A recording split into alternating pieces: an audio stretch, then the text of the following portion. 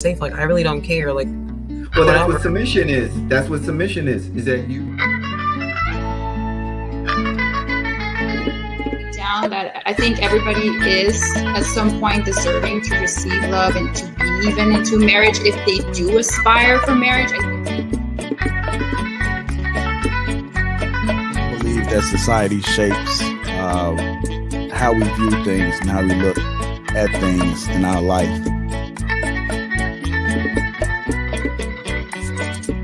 Make your own bed. That's basically what Kevin Samuels is saying. His delivery is what people kind of throws people off.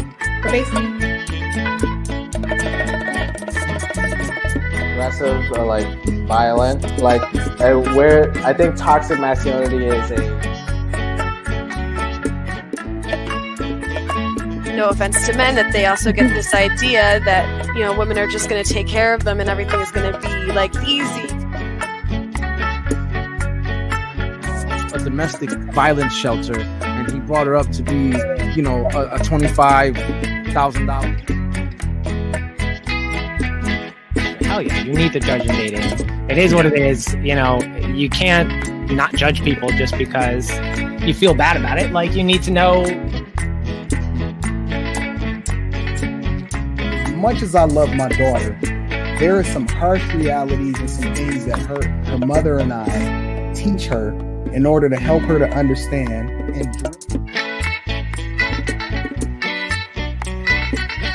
Like, I'm sure everyone knows a woman that, you know, had sex at the table.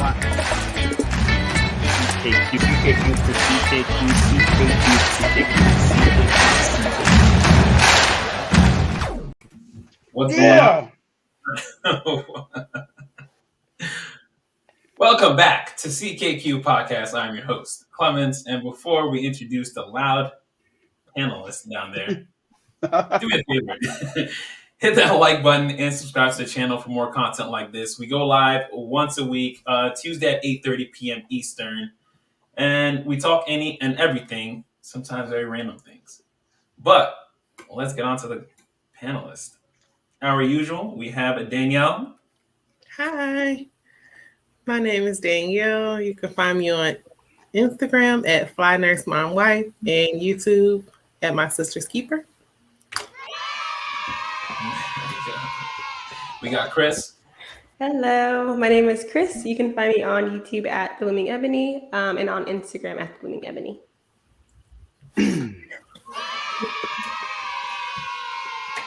Last but not least, we got John.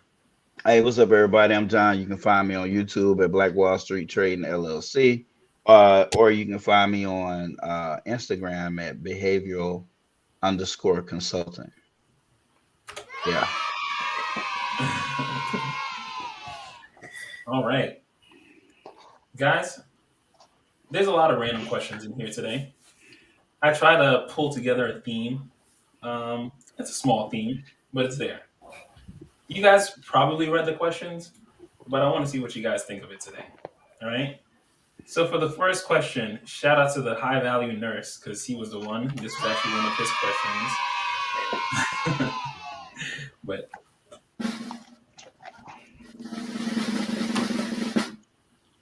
should every man strive to be a high value man? Should every man strive to be a high value man? Chris, let's start with you.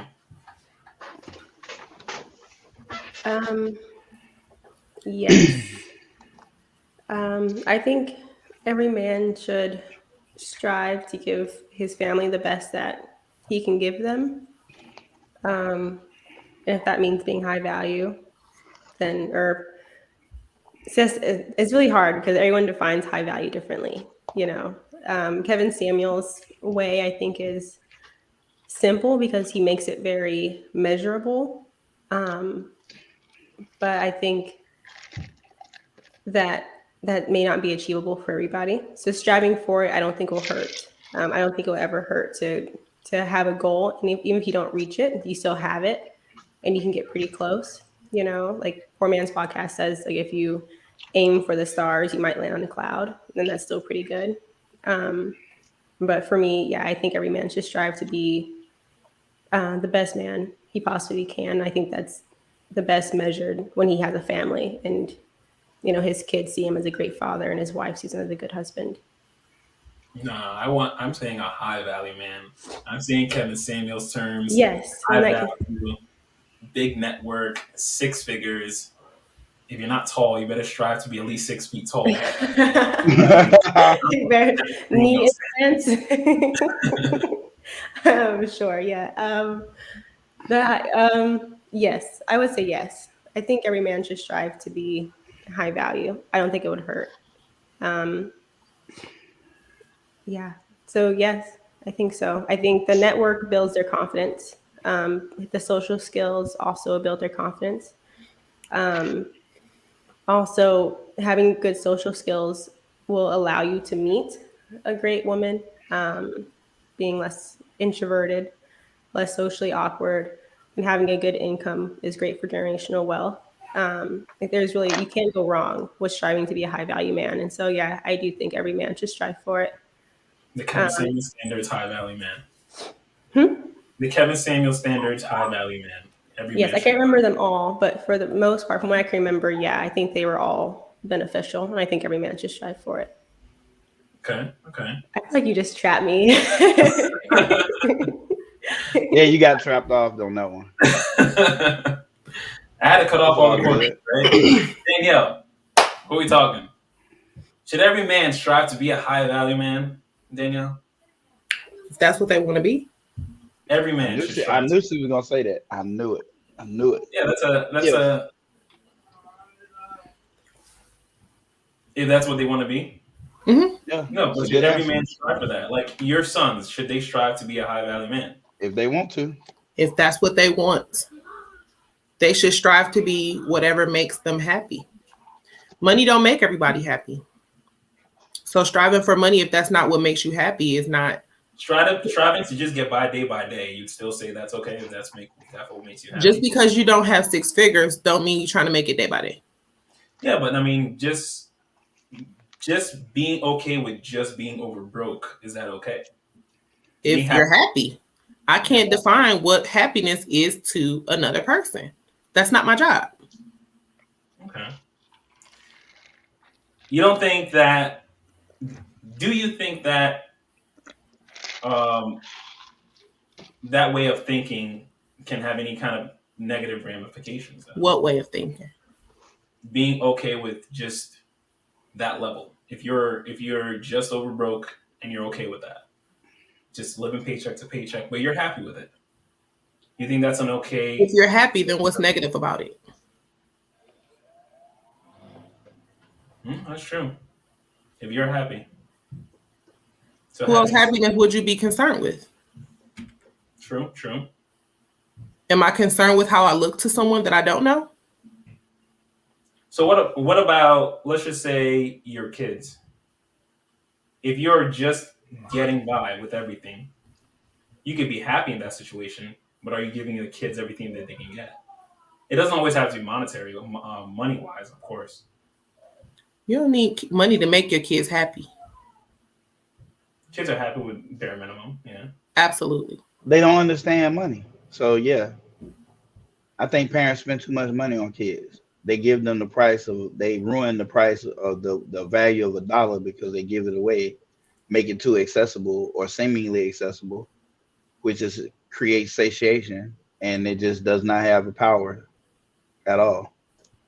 That's why you don't see a lot of kids running to go get workers permits no more, because money, they don't even want to work. Why would I work? I can get everything I need from my mom and daddy. Mm-hmm. But then you see little kids in the hood, they'll go get them damn workers permit because they ain't got money like that, and they don't want to sell dope.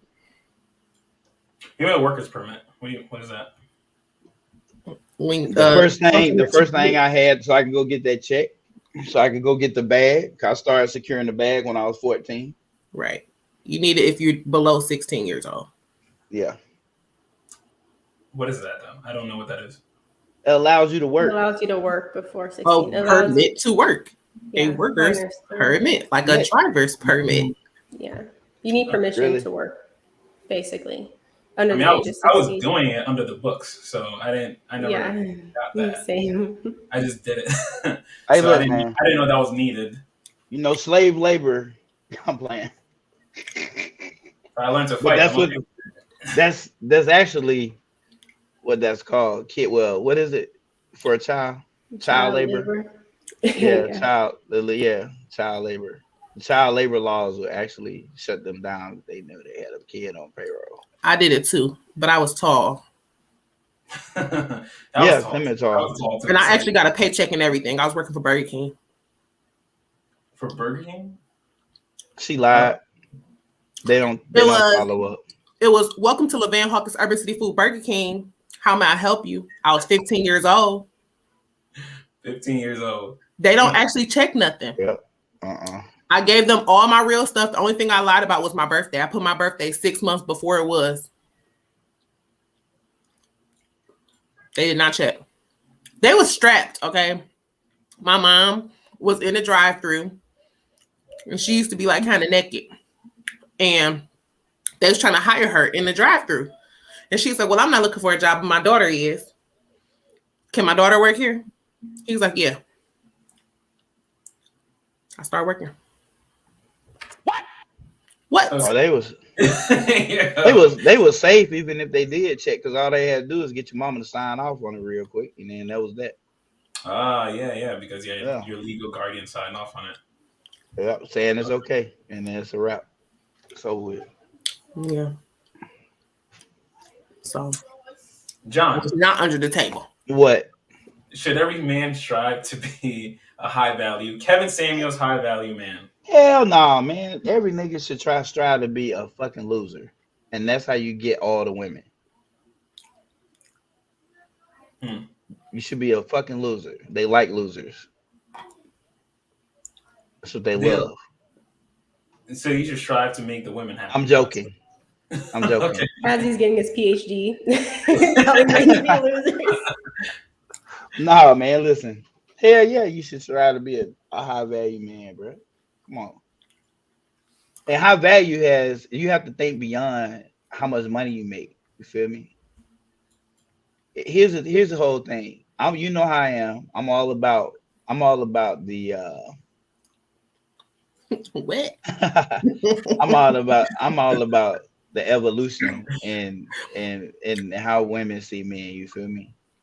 And because we can't come over and beat on doors and snatch husbands out and beat their ass up and say this is my new house and my new family, it don't work like that, because you'll go to prison, or one of these damn wives might raise up and goddamn ride with her husband and kill you. It don't work like that. So for you to be the most marketable thing and the most appealing thing, then there's certain things you need to do.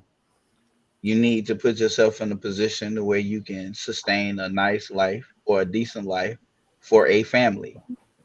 You need to make sure that you remain to be fit, because you got to be fit to fight and you got to be fit to have sex. Good sex, not just the action, but good sex. And you need, and these are all the things that's gonna attract the woman to you. Your security, because you walk different when you work out, and you go to the gym, you act different. Isn't that right, Clement? Yes, sir. Yeah. You get that certain amount of damn swag about you that just start dripping off, and women picking up on it. Because you walking around here and you might still be a big dude, but you just got through running or lifting weights or something. You just got this swag about you that's just oozing off of you, and they feel it and they pick up on it and they strike conversation over with you. And then when she strike that conversation over with you and find out you a business owner, you don't clock in, nigga, you sexy about a minute. The more she talk to you, the sexier your black ass is becoming. And she finds out you educated, well-traveled, speak several languages. What? Oh my God. Jesus. Oh my. Hell yeah, you better try to be a high value man if you want to keep up. You understand? Because your bitch ain't safe around them. I'm just telling you, she ain't safe around them. So you might want to join them because you're not gonna beat them, boo. You're not gonna beat them. That's all I gotta say about it. Okay. I messed up the order of things that I wanted to start with, but I wanted to go through this video really quick. So we're gonna go through the video. We're gonna rewind a little bit.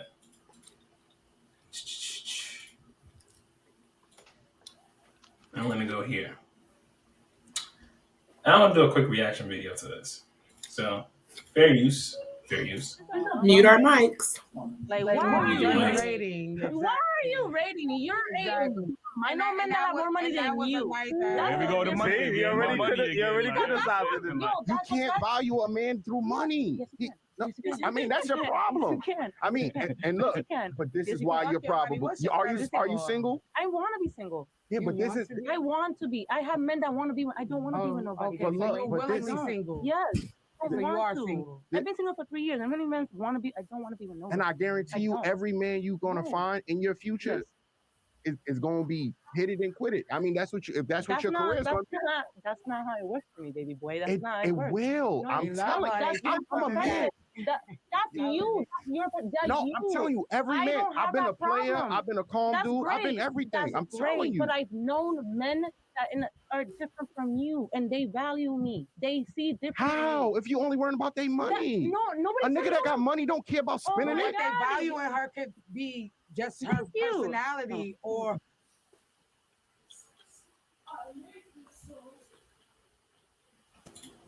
Thoughts so far? Nah, you got to play all of that. No. Let me hear your thoughts on it so far. Yeah, I understand, but let me hear your thoughts on it so far. We still have another minute. I don't agree with them niggas on a lot of shit.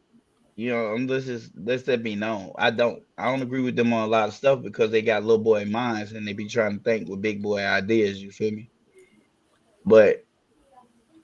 And I think this might be one of them cases that they don't know what they're talking about. But it's so early. I'm not 100% sure, but dudes find value in women differently than what a lot of these niggas is thinking. They got a point when they say about, because see, here's the thing. If I'm breaded up, like I'm breaded up. When I say breaded up, I mean, not only do I not care when I swipe my debit card, like I'm never going to worry about it. Because if I was to swipe that bitch to zero, I can transfer some shit in that motherfucker to make sure that bitch never go to zero. Type money. I don't give a fuck about spending it on her. I could care less because she bringing me value in a different way. She bringing me value in a whole different way. She might be giving me clout. You understand what I'm saying? Like with niggas I want to have clout with. I might can take her to places I can't take other women too. And she know how to come in and she know how to put that on the situation. So it's just yeah, she know how to put that on the situation. Say it one more time. One more time for the people in the back. She know how to put that on the situation, baby. So I gotta see, you know what I'm saying? She cute. I gotta see what she working with though. I gotta hear the rest of this. Okay. Ladies, what do you think?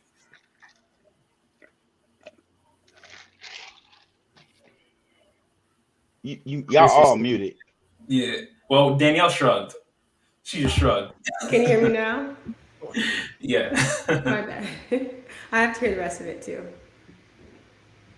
What? Yes. Okay. All right. What do you think? What do you think so far? I'm still gonna squeeze an answer out of you because John answered too. You're not gonna get away with it. Me? No, Chris. It's 50-50. I think they're both a little bit right. Like her attitude seems a little bit like very, very defensive. I don't think her mindset is completely wrong. But yeah, you shouldn't look for a man simply because of money. But at the same time, like what John was saying, women are attracted to men for different reasons. So I have to hear what else she says to see where it goes from there. But All right, they both sound wrong to me. I want to start it all over after this because I want to do it halfway and I'm going to start it all over and I'll play the full thing through. But Danielle, sir, did you? What? Thoughts on the video? I saw you shrug. You unmuted me too, huh?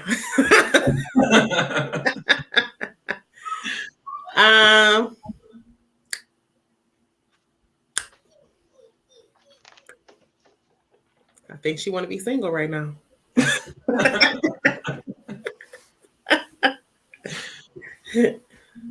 Okay. All right. Fair enough. I'll take that. Let's watch one more time. Full way through. You're a bum. Like, why are you rating? Why are you rating me? You're a bum. I know men that have more money than you. You can't value a man through money. I mean, that's your problem. I mean, and look, but this is why you're. She started with the you can't. She started with you could value a man by money. She said that. Okay. Are you single? I want to be single. Yeah, but this is. I want to be. I have men that want to be. I don't want to be with nobody. Okay, so you're willingly single. Yes, I don't so you are want to. Single. I've been single for 3 years. And many men want to be. I don't want to be with nobody. And I guarantee you, every man you're gonna find in your future is gonna be hit it and quit it. I mean, that's what you. If that's what your career is gonna be. That's not how it works for me, baby boy. That's not. It will. No, I'm telling you. I'm a man. That's you. That's your. No, I'm telling you, every man. I've been a player. I've been a calm dude. I've been everything. I'm telling you. But I've known men that are different from you, and they value me. They see different. How? If you only worrying about their money. Nobody. A nigga that got money don't care about spending it. They value in her could be just her personality or her sex. Well, for you, it might be a turn. But for another man, that might stimulate. Look, let me tell you Every something. man is different. As a young, he might be a weak man that needs to be aggressive. Look.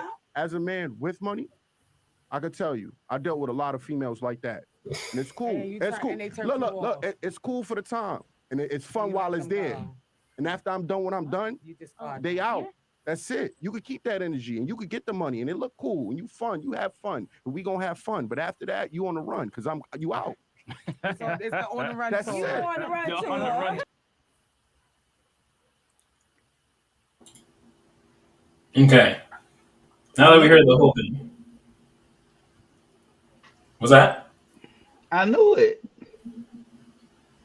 Knew what? Like, I knew it, bro. That's why I don't be agreeing with them niggas. I'm just telling you. I just don't be agreeing. Nigga don't know what the fuck he talking about, bro.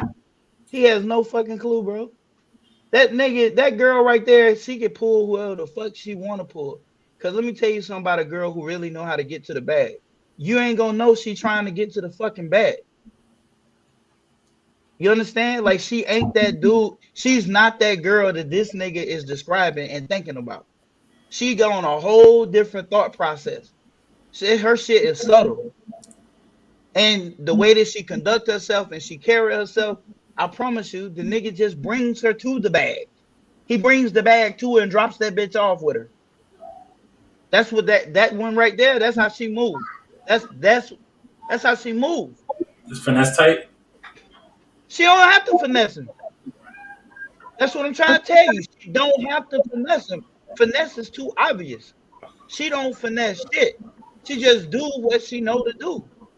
Like, you don't have to tell her nothing. You don't have to teach her shit. She's well groomed. She knows how to move. She know you can take her to somewhere that requires an after 5. She gonna show up in a motherfucking after 5, and you don't have to tell her that. She's gonna wear the choker with her hair back.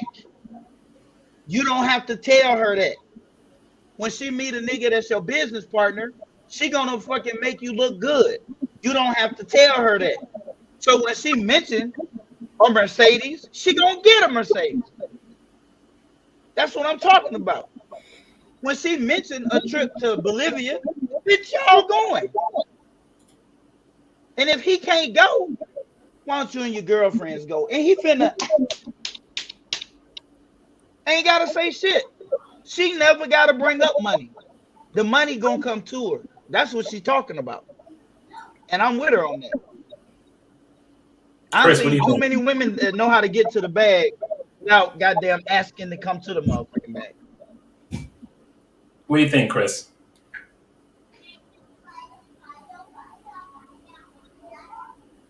She muted. You still muted for some reason. And There you so go. sorry. There you go. I have no idea. I'm a bit biased because I watched another one of the video. I think I watched a part of that video that wasn't the part that you just showed, so I'm a little bit biased because she said something else in that video that was just kind of off. But you said the girl did? Yeah, but it was a different clip. It was a different clip, so I'm biased. What'd she say? I don't remember. I think it was about like being single. It was similar, but not the same clip. But I don't know. I think she can pull whatever man that she wants. Sorry, my mic's being a little bit weird. But I don't think that it's in the way that she wants, if that makes sense. Like, and I can kind of tell by the way that she defended being single. Like, I understand that she wants to be single, but she could have answered that question with a yes or no. I don't think that she had to like give her little, well, I'm single because I want to be. Like, she chooses to be. It just seemed like she was defending it quite a bit. I think that she can pull in men, but I don't think she can pull them in the way that she wants to, which is why she's probably like taking a break right now from men. But I don't think it's necessarily by choice. Huh. You don't think she's finding the right kind of man that she wants? Yeah. With all the desirable traits that she wants. It's not that she wants to be single on her own, just to be single. Mm-hmm. Okay. Possibly. Danielle?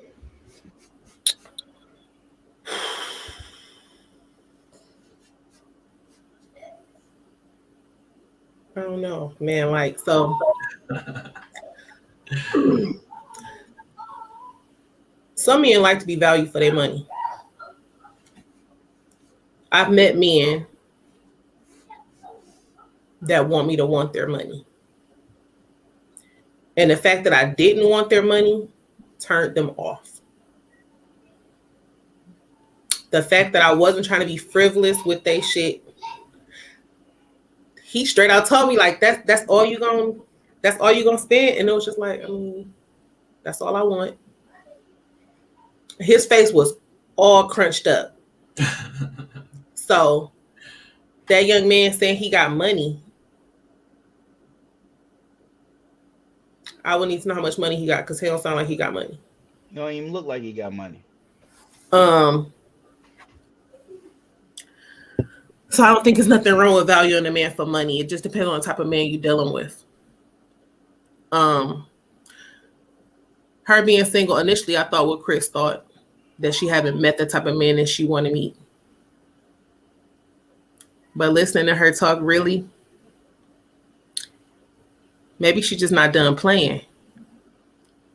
You know what I'm saying? Because she do seem like the type of female that men would give anything to. You know what I mean? Like, that's just the way she come across. Mm-hmm. Every woman can't come across that way. Mm-mm.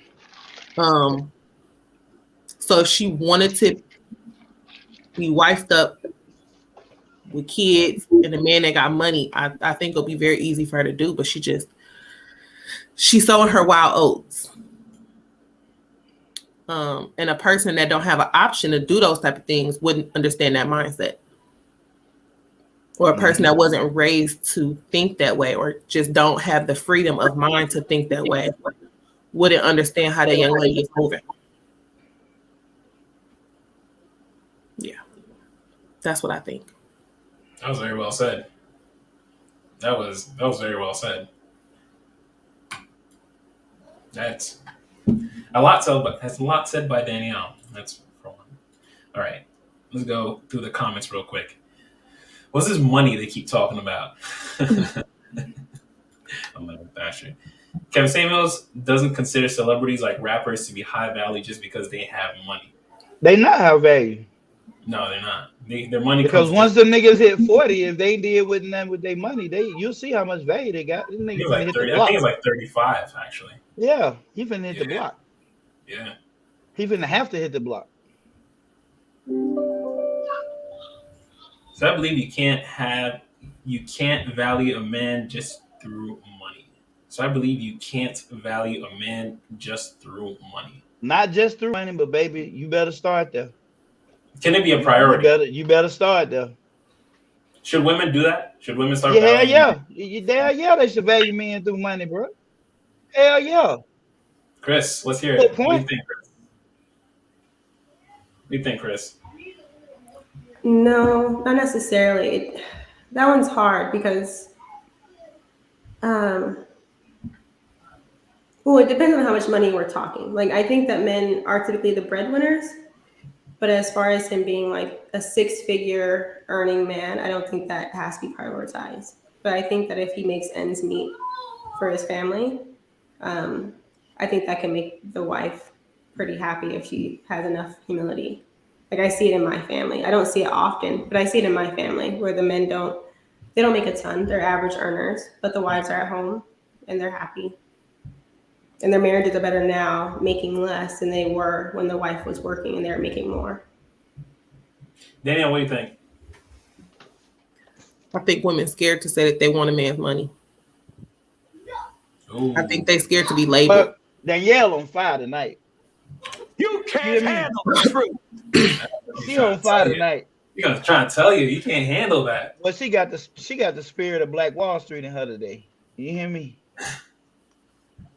Let's hear it, Danielle. What do you mean? Talk some more. I think when a woman says that they want a man's money, she get labeled, and women are scared of that. But when the actuality of it is what's wrong with that? Are you not worth that?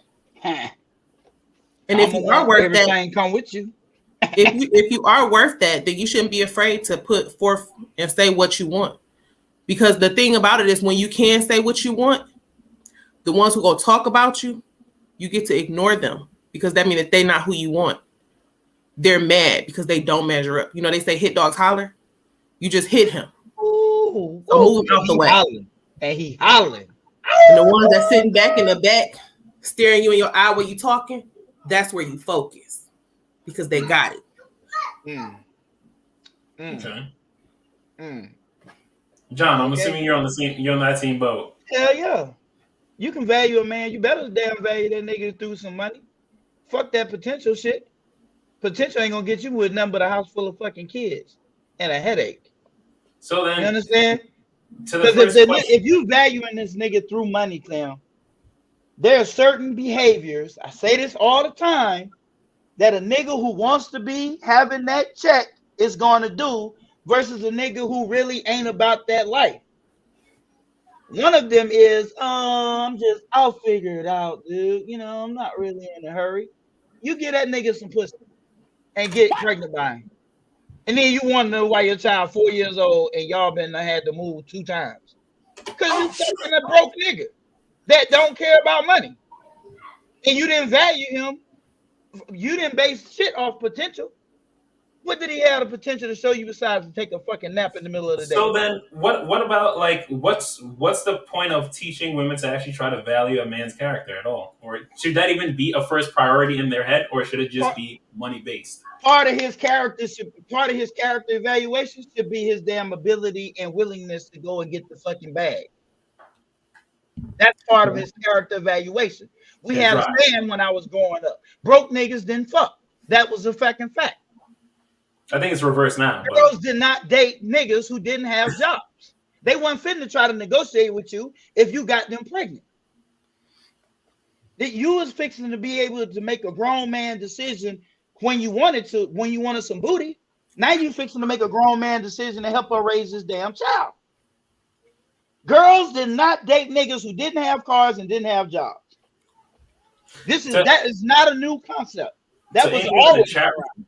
To anyone in the chat room or just coming in, I'm going to drop the link. If you feel like calling in, if you want to throw your suggestions in here, if you want to tackle this question a little bit, please call in. I ain't trying to tell nobody be no gold digger, and I ain't trying to tell you to reduce this man to nothing but about money. But you can't go out here talking about no fucking potential when you're dealing with a fucking man. That's a man. A man is a fucking leader of the pack, whether he wants to be or not. Let me ask you this. Let me throw a little caveat in there. Are we talking parents' money? He's worked for parents' business. Are we talking like should that still be considered? What's that? Like if he works for the mom and pop's business and he just inherited all that money, it wasn't really his money. Does he still work there? Should that still factor in? Should he still be a qualified candidate over the average guy working stable regular job? If he inherited it, it's his money. Well, I'm not saying he didn't make it. Versus a guy I don't care who made it. If he inherited it, that means whatever money it was is gone, and it is his. Yeah, I don't know. That's what I'm inherit still looking at the nigga who work. Yeah, is he still running the business? Because I don't trust this nigga. I don't trust this guy. You can a business can go on in one year. Matter of fact, in 6 months. Sorry, John. Yeah, no, go ahead. The thing women should value is not necessarily the money, it's the stability. So if he loses his job, his ability to go out and find a new one, because he has a background that allows him to do that. If he inherits the business, he can maintain that business. So it can be passed down to my son. But just to get money, no, you can lose that overnight, in a weekend. So it's not just money. It's stability. Yeah, it's not just money. Valuing. It's that mindset. Yeah. And then, of course, it's easy to see that as like money. Yes, money is the foundation of being stable in this country, but you have to be able to earn it consistently. And keep it. Yeah. And if you don't know how to do that, it's like I said on when I was on TikTok and I laced one of I stringed one of Kevin Samuel's videos. It's not about how much money you make. It's about how much money you can fucking save. Because if you make $100,000 a year and you spend 99, you ain't worth fuck. You ain't worth shit. Talk to a woman. So I know lots of women who are married and their husbands can't budget. So they'll set up a budget and the husband blows it and there's not enough money to get the things that they need for the house. She's just as unhappy as a woman who's married to a broke man. Exactly. Because he has no self-control. She doesn't feel stable in that relationship. There's no security. I've seen that money. I've seen niggas who make $60,000 a year. Their wife don't work, and you think that motherfucker there is a baller. I'm talking about you would think he might be selling drugs on the side because she in whatever the fuck she want. They bills always paid. These motherfuckers has got 6 months of damn all they bills saved up. They don't own any damn real debt. You know what I'm saying? And she do whatever she wants. She wearing Louis, Prada, whatever. But he don't. But he let her step out like that. But he just wear regular shit. He shop once every 4 or 5 years. I mean, he wear nice clothes, don't get me wrong. But that name brand shit he saved for her. Because that's his boo-boo. You understand? And so he let his boo-boo dress how she want to. That's all I'm saying. You better measure that mindset, and you better include some dollar evaluations. No, so Japrice, that's what we were just saying. It's not that money. Actually, let's go back to this one first. The Atlanta Thrasher. Whatever happens to loving and hating people based on their character? Yeah, money is part of your character, and the fact are you allergic to money? I'm evaluating that. If my daughter is going to as a man, that should be your goal. Listen, you're trying to stack as much of this as you can. Yeah. Okay. Man, I'm not finna try to get no girl to just settle with my black ass, bro. For what? I don't want that relationship. Have you ever been in that relationship? You know she just settled for you. Like you ain't got shit. You ain't bringing nothing to the table. Like you really want to be that dude. He's got a good heart. He's got a good heart. He's got a great heart, a giving spirit. Who can he give to? Because if he pay his tithes, y'all can't pay y'all rent. Yes. So who he giving to? He just can't. Exactly. People are materialistic. It's not like what loving and caring. people are materialistic. It's not like loving and caring. Nah, it's called that water bills won't make you make a payment arrangement on love, and they won't extend you for caring. It's like mortgage. This nigga said that mortgage behind loving and caring is not going to be there in bankruptcy court to keep y'all house from getting foreclosed on. Do you think that the idea that we've somebody got to get the check?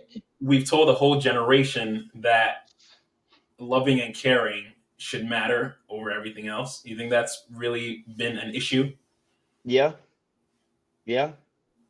Because you that generation who put that shit out there failed to meet the characteristics of a real money earner. So to compensate, they start raising their boys to think that it's okay just to be loving and caring, and that's a lie. It is not okay to just be loving and caring. It is not okay. It never will be okay. It never have been okay. Now you can treat life like that if you want to, but you're gonna be a single ass nigga for a long time. And a lot of people you think you should be getting chosen over are gonna get chosen over you. All right. So Atlanta Thrasher dropped this. Yeah, but where's the line drawn? Cars and jobs. Yeah, that makes sense. The ability to provide, yes. But does every man have to be aiming to be a 1%er? When does he get to enjoy his family? That's why you spend your youth chasing that bag. That's when you spend your youth chasing ass and cash. When you got the ability and the energy to do it. You don't wait till you 40-something years old talking about some. That's when you spend time with your family, when they actually want your powerful ass around. Shit. Okay. Yes, that damn woman don't need you there with that damn baby. She know what she doing. You better go get that damn money. That's not true. No? She don't need you there with that. What she needs you there for? What she needs you there with? To sleep. Yeah. Those naps. Hey, I don't live at work, but you do not need me there. For what? Because I do need help. You won't. You don't need. No, I need. I do. I don't agree with that. Well, I'm telling you that I do though. I have to strengthen you up then. No, I don't need no strength. Do some push-ups and some burpees or something. That's why that nigga don't need to do. He don't need to be there when them damn kids is less than damn 2 years old. Shit. Man, he needs to be getting that bag. That's like saying a man can work 7 days a week, 24/7, no break. Like no weekend, no PTO. Yeah, you gotta go get that damn money, man. She might want you there. Unless you have enough money to like get. You get 2 days off. Spend time with him in them 2 days. But them other 5. I don't need him here for me to spend time with him. When I have little kids, I don't need him here to spend time with me. When my husband was off, it was not for him to spend time with me. It was for me to get the fuck on. So you can get your 24/7. I'm taking care of kids. I'm breastfeeding. I'm cooking. I'm cleaning. I'm washing clothes. I'm maintaining our lives, making sure that the goals that you have are met, so that when you come home, you really don't have nothing to do. Oh well, yeah, that's exhausting. So when you're off, you're not actually off. You're here with these kids, feeding them with the milk that I didn't pump, so I can go get a massage, go get my nails done, go in the room and take a fucking nap. You heard that? No. You heard that? You heard that? My point exactly. You better fucking value that man based off some shit more than some damn potential. Because everything she just said costs money. A daycare? Or a nanny? No, I'm not. My kid's not going to daycare. When she go and get a massage, you know, a massage is $100 an hour. Her nails, she spent $200 just then. Just then, she spent $200. Pay your family to watch the kids. And she deserved that. That's true. That ain't got nothing to do with watching I'm not going to take away from at home with the daddy. I'm not going to take away from that. I'm Not at talking all. about I'm not what taking she away just from you. said. What she just said will make her feel better if she spent $200. That's the point I'm making. You need to go get the bag. Yo, can I fix this echo though? You can't be What's that? evaluating no man based on. Say that again, Danielle. It's echoing. Is it still echoing? It's me. It's not echoing no more. It's not. It might not have been me. Yeah, it's gone. It's gone. Mm-hmm. God, it's random. Okay. That took a Japrise, weird other little things tangent. as well, not just Weird money. little tangent. But money should be first. Yes. Yeah, money should be first, bro. Okay. Your money and your mindset. Your money and your mindset. Mindset over money. Let's just. I don't want two. I want one. Mindset over money. If you got the right mindset, the money will come. Because I passed up millionaires because I didn't like their mind. I don't care how much money you have. If when I'm talking to you, I don't like the way you talk to me. I don't like the man who wanted me to value him for his money. For me, that means that you don't have nothing else. Like I don't want you for your money. I want you to be able to comfort me. I want you to, be able to relate to me. I want to be able to have fun with you. I don't want to have to spend money to have fun. That's not always fun to me. Yeah, because he's hiding behind his money instead of actually being. I want you to be able to teach me something.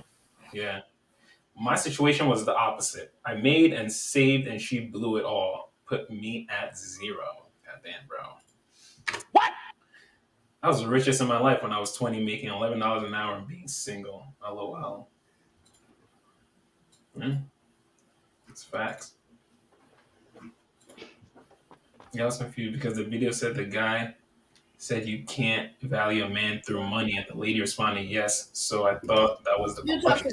About in our room. Okay. I see where you're all coming from, especially being in a relationship with someone who kept me broke so I couldn't go anywhere. Yeah. That's totally not true. Atlanta Thrasher, if you could let me know what you meant by that. I'm really behind on these, Jesus. We really fell behind, people. Come on, people. You're supposed to help me out here. He's his mom. I do everything for him. Oh, whoops. Sorry. Atlanta Thrasher, it sounded like you did a horrible job picking this woman. You're doing a lot of blaming on her, but you did a horrible job picking her. She wasn't a good wife. She spent all your money. She had a kid. The kid don't like her. Men are needed in the home. Men are not like a poor picker. Men are needed. CJ, if you can drop a message on what you mean by that. Men are needed in the home. For a man that does not want to have kids, I'm curious on why you say that. Man, because to have a man in the home, it just brings peace. It gives me. Yeah, I know. It calms me. But that's why y'all young niggas shouldn't be trying to get no woman pregnant, bruh. You got to get the bag when you're young. Chase the ass and get the cash. That's what you do. Chasing ass will eventually drop an accidental baby. Because that's ain't no drop no. You better use a real condom shit. Them damn things is thorough. Having four boys in this house. Yeah, but if she didn't have a family, she could have a job, pay for her own massage with that mentality. Oh. Yeah, but if she didn't have a family, she could have a job and pay for her own massage. Even without a family, my man's still paying for my massage and my hair and my nails and my... What are you talking about? Bro, I'm trying to say you. Man. Ain't no man I ever dated wanted me to pay for nothing on my own. Ain't no man I ever dated actually wanted me to even work. That Not True comment was about dads not needing to be with their kid. Ooh, was that a you, John? Yeah, bruh. I mean, y'all men can be sensitive all you want to, but a woman can have you around the house one day or two. That's a good thing. But if you just can't be there, and a lot of niggas just can't be there because he getting that money, she's not gonna go around with them kids. She don't need your ass. I ain't gonna come back off of that. That woman don't need you at that house, bro. She might like you there, but she don't have to have you at that house, bro. I'm telling you, she's more equipped to handle them kids than you are. You in her fucking way. I promise you, you are.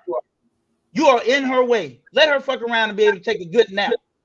She can go another damn couple of days because you out of town. She don't need you. She don't. She really don't.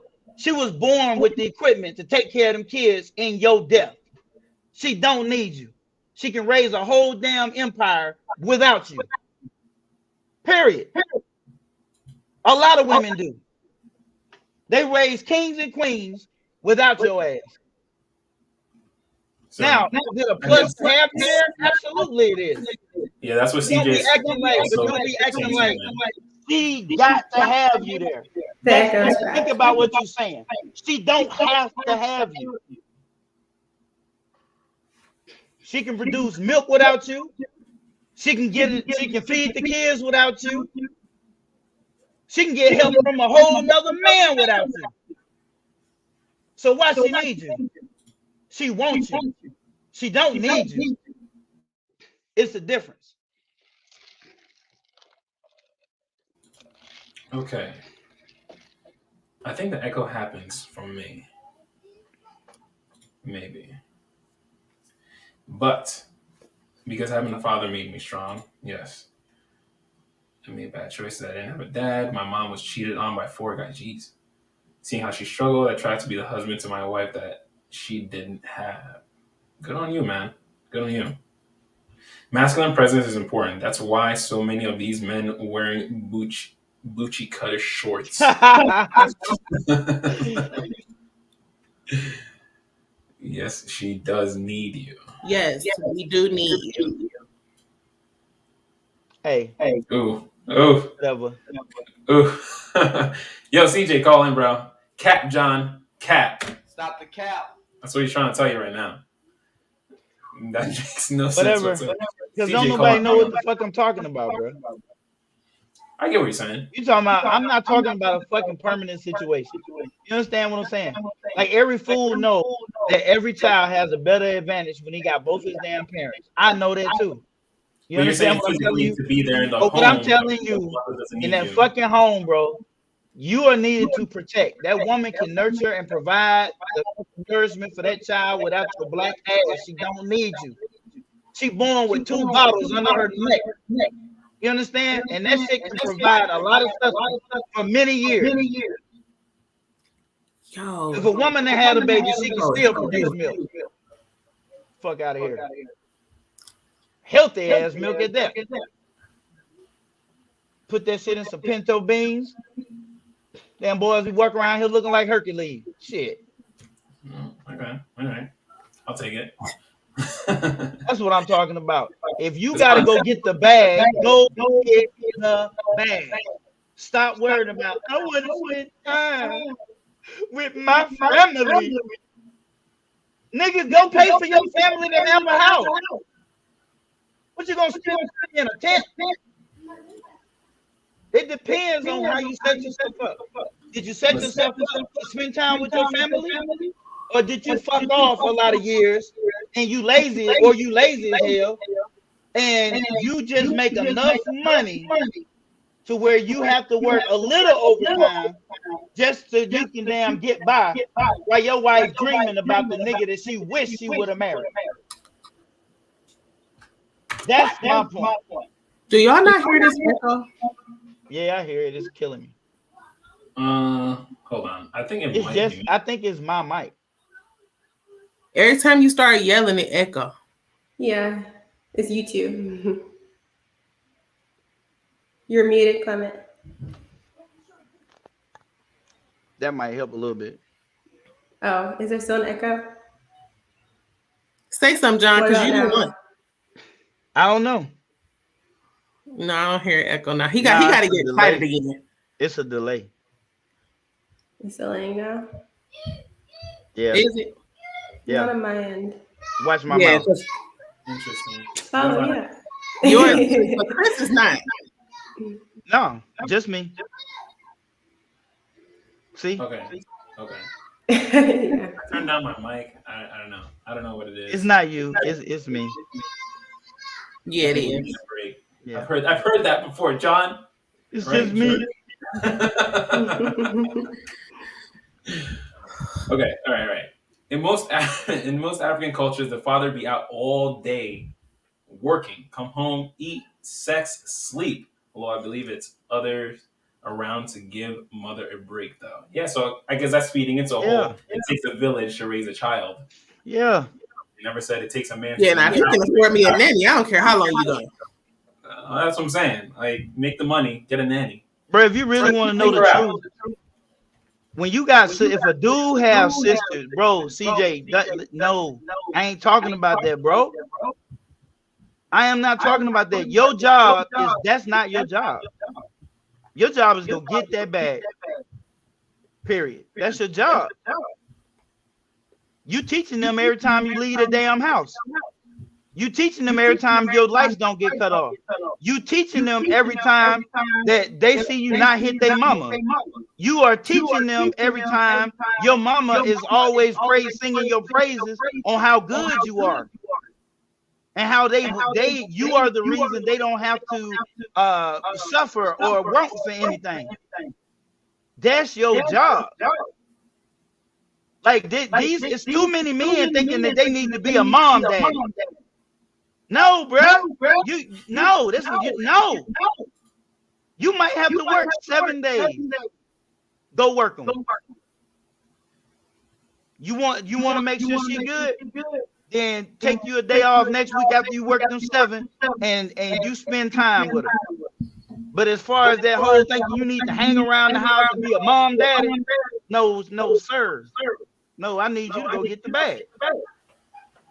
Because that's what's going to make the family work, man.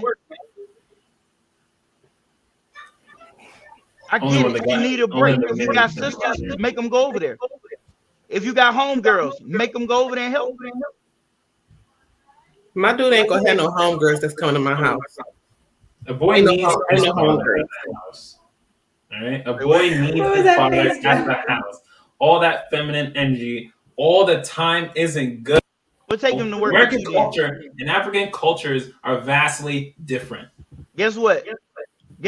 You know why Donovan is such a strong closer? Because I used to take his ass to work with me while I got that bag. You understand? Why I got that bag. His mama need a break. Okay, bet. I took him with me. We're dropping the link. We're dropping a link into the chat. Call in. Can everyone still hear me? Still good? Call in. You know, if you're trying to drop some knowledge, drop some facts. CJ, Atlanta Thrasher, Madison, if you're still there, call in. Let's hear your thoughts. The CJ Kyle's like the order of operations. I mean, the link. All right. Home girl. All right.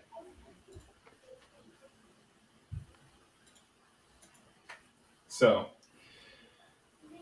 before CJ hops in, well, CJ's probably going to hop in a little bit, but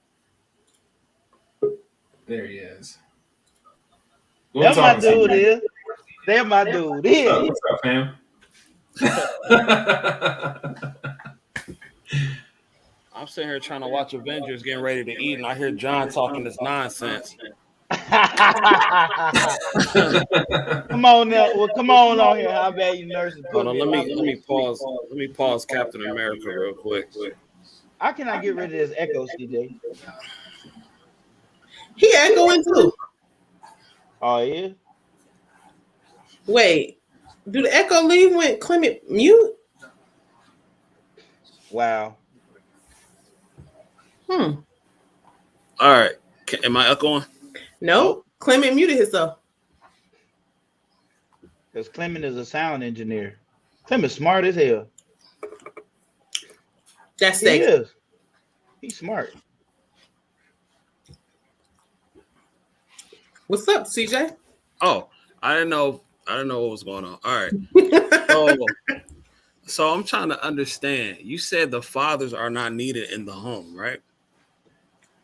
but not like on a permanent, not on a permanent basis. That's not what What I do was you talking mean? about. What do you mean by permanent though? Okay, so I'm gonna tell you what I'm gonna refer to the guy that I'm talking about the most, and then that'll bring a better understanding for you. So you got some dudes who will not fucking work overtime because they think that they need to be a fucking mom daddy. They hide behind the fact that they want to be at home with their family when all reality they ain't even fucking helping when they at the fucking house. They in the fucking way. They ain't doing shit with the fucking kid. They could be working fucking overtime and improving their family's position, but instead they want to be stuck up under her ass because truthfully, truth be known, they just want to watch it. They want to make sure ain't no other nigga there. They can't fucking work because they too fucking jealous. A jealous man can't work and a scared man can't win. That's why I'm at on this right here. And all I'm saying is that woman don't need your ass there for those shit for that shit right there. She just don't. Cause she's better equipped to handle them babies by herself. You got shit you behind on. You ain't really got no savings.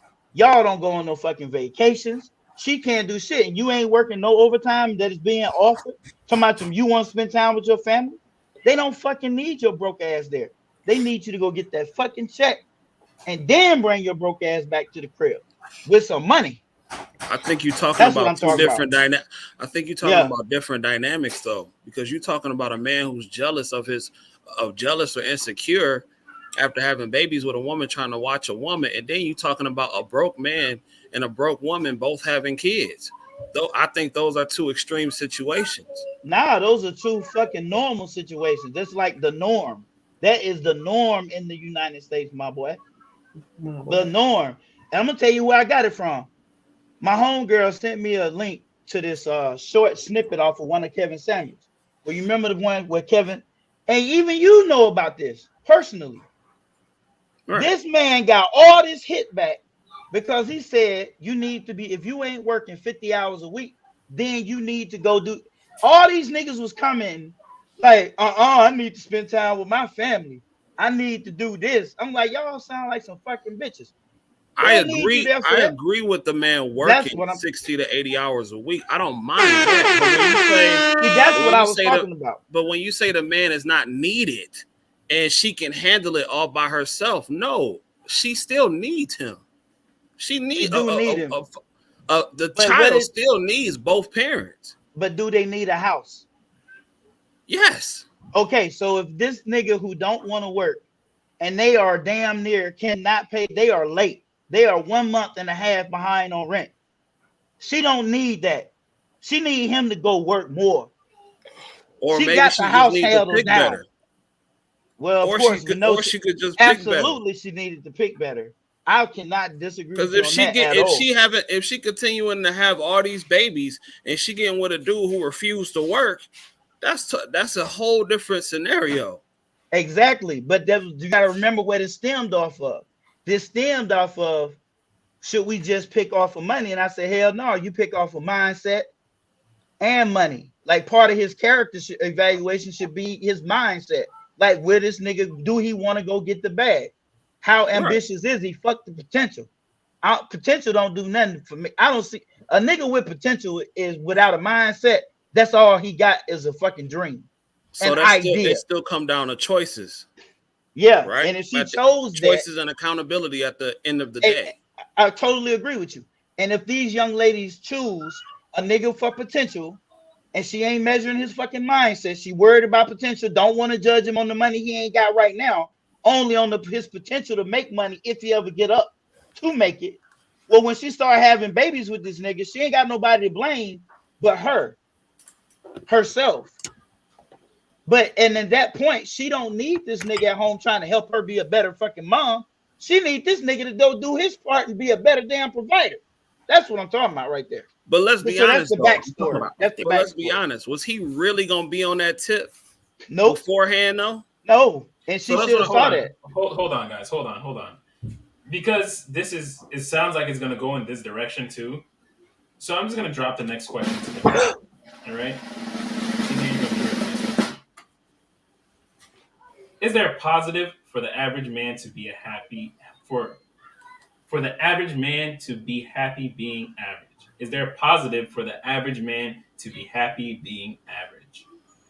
That's up to him.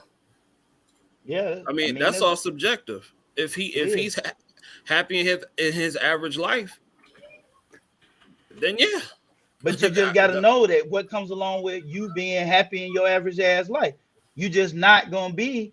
Just don't think that you fixing to come out here and run with these big boys when it comes to the dating game. Because these niggas is putting that work in. That's trying to do better financially, physically, fitness level, and everything else. You're not finna compete with them. You just not. And I ain't talking about no rich ass dude. It's right. That's what I'm saying. There's so many women that date below average. What's the point of upgrading when I'm gonna still get broads? That's their mindset. That's not my mindset. That's their mindset. Women will date men with literally nothing. That's very true. And get pregnant by them. That's very true. So what reason do I really have to upgrade if I don't want to upgrade? Again, I don't co-sign that. But that's just what it is. Now you might get a lower quality of woman, but she's still a woman nonetheless. It still get wet and warm, and I can do what I need to do. That is true. So that's what I'm saying. So like, well, what's the incentive? And that's why I'm such an advocate of young women dating older men now, because they are established. They have something. Most of the time, they would have something. So I'm not with, and I understand why younger girls or girls my age used to curve us because we ain't had shit. I get it.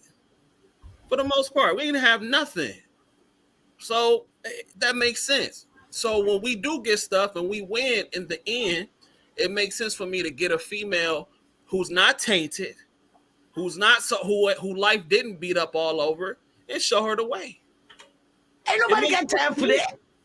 But as far as the father in the home, I get that point. If y'all are behind on bills and everything like that, and y'all finna lose everything, then yeah, you gotta do what you gotta do and go to work. I'm thinking you saying he's not needed at all in the home because she does need a man there to raise him.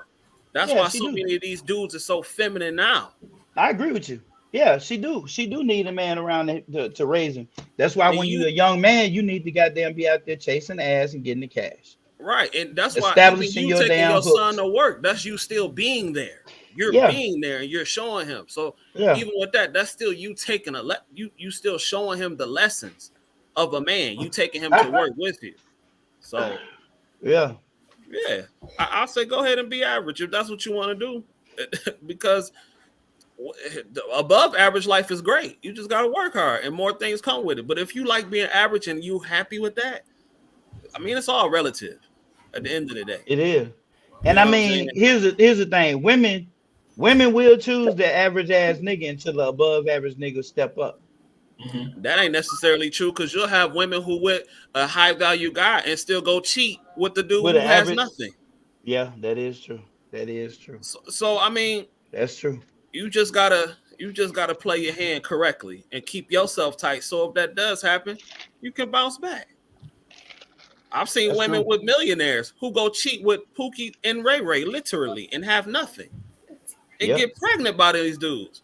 So all that high value talk, that's cool, if you really gonna put in the work. But I ain't gonna sit here and act like Pookie and Ray Ray don't get broads, because they do. Shit, hey, I told you in the previous podcast. I know, man, I got 4 or 5 friends that's millionaires. And I got one in particular, I ain't gonna put his name out there like that. But that nigga done lost 2 women to average ass niggas. One nigga was below average. This nigga live in a whole trailer park, paid trailer lot rent, and was beating the fucking stank off that man's wife. You understand me? I'm talking about, and she was coming getting $50,000 and $60,000, talking about she Christmas shopping. No hell she wasn't. She was paying this man lot rent up, done bought him a new car and everything on his dime. And then took a meal out of when she got divorced. Took a whole meal off of it.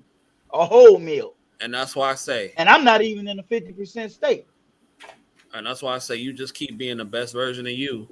And you'll attract who you're supposed to attract. But like I said, it's all, I agree with you when you said the mindset. Mindset comes first because you can have a lot of money and still be a trick. Shout out to Fresh and Fit. You can have a lot of money and still be a horrible person. You know what I'm saying? So that don't mean having a lot of money, it's important, but it don't make you a better person. It just makes you more who you are. That mindset, you take a nigga with a mind with the right mindset, he will make everything else work. He ain't gotta have money right now because his mindset gonna drive him to go get what he need to put his shit together. Because he gonna work on his business plan. You ain't gotta tell him. He gonna make sure that he find what he need. You ain't gotta tell him. You ain't gotta worry about his potential. Let's get the ladies' opinion on this. Danielle, Chris. Hey, I'm about to check out, y'all. I'm about to keep listening though. I'm about CJ, to check all right, out. CJ. Jumping in. All right. All right.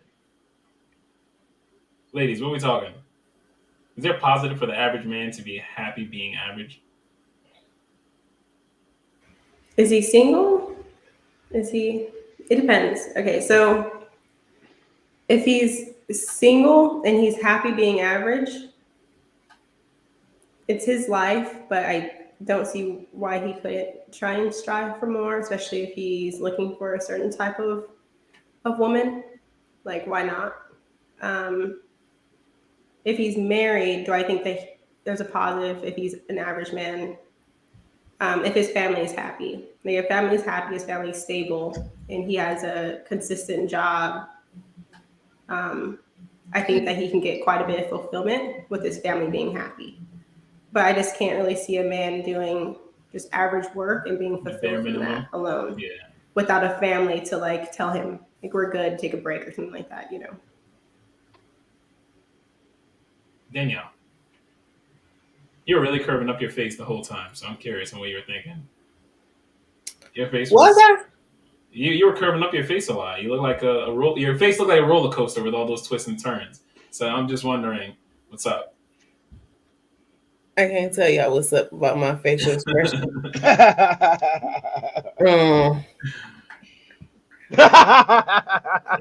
What I can say is the positive of an average man being happy, being average, is that he's happy.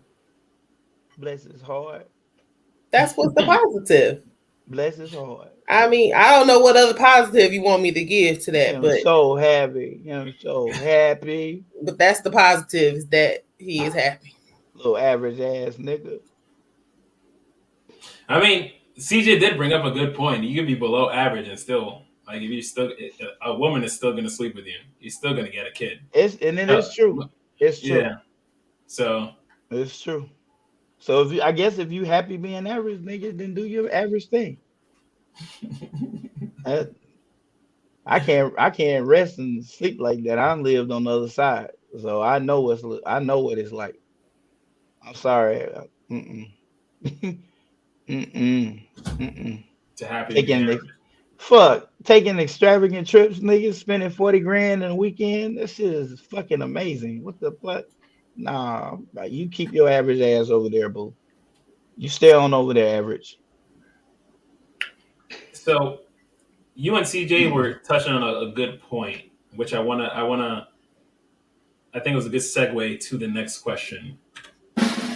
And I'm definitely is cheating more likely to happen when a relationship is good or when it's bad? Is cheating more likely? Yeah, that's why I threw that cat. I mean, come on, man. I knew you were gonna. I mean, bruh. Cheating for a man is liable to happen when the relationship is good. When it's good, really? Yep. Men, because we cheat down anyway. Like, I think for men it can happen whenever, but. Nah, we don't have to wait till the relationship bad. We can cheat at any point. Yeah. And most of the time we cheat when it's good because she's least likely to be watching you. When it's bad, you don't know what all she's watching. When it's good, you know she ain't watching what you're doing because everything is good. Go back and watch some movies where the dude cheat and his homeboy trying to warn him. So now, what about why should you be suspicious? It's all good. Everything is good. A woman ain't gonna cheat until it's bad. You think she cheats when it's bad? Yeah, I do. I think she cheats when it's bad because when a woman cheats, what drives her to fucking cheat is her losing that emotional connection. And then what drives her to lose that emotional connection? Because shit is going south. shit is not good. Well, I mean, it could be good financially, but emotionally for her, she doesn't feel That's satisfied. what I'm saying. When you just say good, you ain't say whether financially good or we're nitpicking. Okay, or that's fair. yeah, we're gonna nitpick that one. Because a woman do not just go out here and get that coochie to just whatever and to whoever. That's why when they do cheat, it is like it's capital murder. When we cheat, it should be manslaughter. Her shit is premeditated, well thought out. There you go. Well thought out. And when we do it, nigga, it could just be a simple ride home and a bitch you want to give you some head. And you'll be like, sure. You brush your teeth? That'd be about the only question I would have for you. She just out the blue want to give you a blowjob, you liable to do it. And you won't think nothing else about it. And you feel like you got lucky as hell. Like, wow, I got lucky. I got lucky as hell. I'm so glad I took Teresa home today. Giving away the goods is not the only way of cheating. I think for women. For men too, really. Man, will you unmute Chris and give... Yeah. I'm alive because you over there lively as hell. I want to hear what you got to say to all this. I forgot. Sorry. For men too? You ain't forgot nothing. For men too. Yeah. Okay. Well, it depends on. Okay, so let's say husband and wife. The husband starts buying stuff for another woman. He finds out another woman is having like issues, and he starts sending her money. Oh, that would bother his wife, and she would see that as some type of deceit. But you want me to answer the question? Is it my turn or? Yeah. Yeah. You was way too lively over there. Yeah. Off of this You jumped right away. I mean, I ain't seen Chris that lively in a minute, bro. She was over. What was the question? Can you put it back up again? Well, pretty much this. Giving away goods is not the only way of cheating. I want to hear your response to that, and then we're going to go back to, you know what? Oh, okay. Yeah, it's not. For women, it's creating an emotional connection. It's like before you even get to the intercourse, just having deep conversations with another man, like developing his trust. Women kind of know, like it's hard to explain, but it's before a woman actually, I think, fully cheats on a man through intercourse. There's typically like a lead up. Like it's not like she goes to a bar, finds some random man, and sleeps with him. I don't think that's very common for women. Typically, she's getting to know this man. He's telling her that he can offer her things that her husband isn't. And I think all of that is cheating. Because typically she knows that what she's doing is wrong. Men do this as well. But I think women are pretty good at it. And then for men, I think if he's moving resources out of the home to another woman's house without her knowing, I think that's pretty high up on the list as well. Danielle, what are your thoughts on that? You agree, disagree? With what? It's a lot that men said. No, what Chris said. About men cheating? Mm-hmm. And women cheating? Mm-hmm. Yes, I agree. Jerk. Come on. Elaborate, please. What do you think about what she just said? I think that she's correct. I don't think it's just a man putting resources outside the home. Okay, so like my husband came home from work one time, right? With a shirt. I was like, where you get this shirt from? He's like, oh, my coworker bought this shirt for me. She was shopping. She was shopping on a sale and she bought this shirt for me. I said, put that shit back in your fucking car and tell that bitch don't ever give you shit. Oh shit. And he was confused, like, why? I said, well, because for her to pick out a shirt, she was picturing you in this shirt. What the fuck is she picturing you in anything for? She don't got no reason to be thinking about you outside, you being her motherfucking boss. So I took that shit back. He was like, but she got a husband. I said, well, do her husband know that she done bought you a fucking shirt? And so we all ended up going out one day. Her husband felt the exact same way I felt. Bitch, don't you ever buy my husband shit. You better be happy I don't smack the fuck out your ass right now. Because I don't do what he did back. Don't ever think about him. Period. Yeah. I knew you was a gangster. I knew it. I knew it this whole time. No, I knew you was a thug. I knew you had it in you. Yo. I'm just cut him off. I'm a little bit scared right now. I'm not gonna lie. I don't even want to ever meet this motherfucker neither. Ever. She's like, there you go. I ain't looking. No, you can meet him, but no, just So John, what are you saying? Say hi and bye. What are we saying? What are we talking about? What Chris said? What are we saying? Oh, I agree with the ladies. Oh, I mean, you can't disagree with Danielle now. You're gonna get cut. So be careful. I swear to God, Danielle will hold a nigga hot. Yeah, whatever Danielle said, I agree with them 900,000%. I'm gonna take that goddamn shirt back, nigga. What the fuck was you thinking? It's a very optimistic mindset. I mean, not optimistic. That's not a. It's a better word. I just can't find it right now. You said what? His mentality when bringing that shirt to show you and talk about it. He didn't have a mindset at that point. That's a his special mind kind was of gone. mindset. He was That's just happy to receive a gift. He had lost his fucking mind when he brought that fucking shirt home. That's what he did. Honestly, I'm not gonna lie to you. That sounds kind of sad. He was just happy to receive a gift. Like, damn. He was just happy to receive a gift. Like, damn. Danielle, it's just a gift. Now, he have received liquor. That's an acceptable gift. Okay, that's fair. That's fair. But you're not about to go pick out shit for my husband to wear. That's not your fucking job.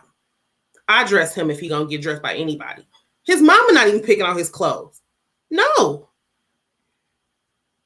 You're not gonna dress the way your mama wants you. I'm trying to tell you. You're gonna dress the way I want you to dress, or the way you want to dress. And that's cool. Well,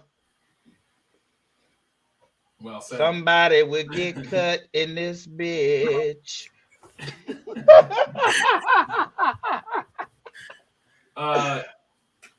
Did Chris answered this question, right? Yeah, you asked me. I was on it. No, she never answered that. She never answered that. Okay. Yeah. Chris, is cheating more likely to happen when a relationship is good or when it's bad?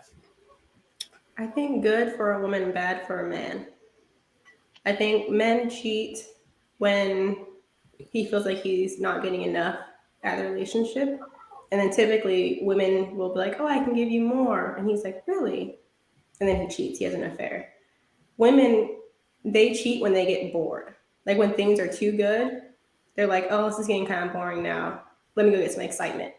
See, that's what I thought. That's what I've ran into.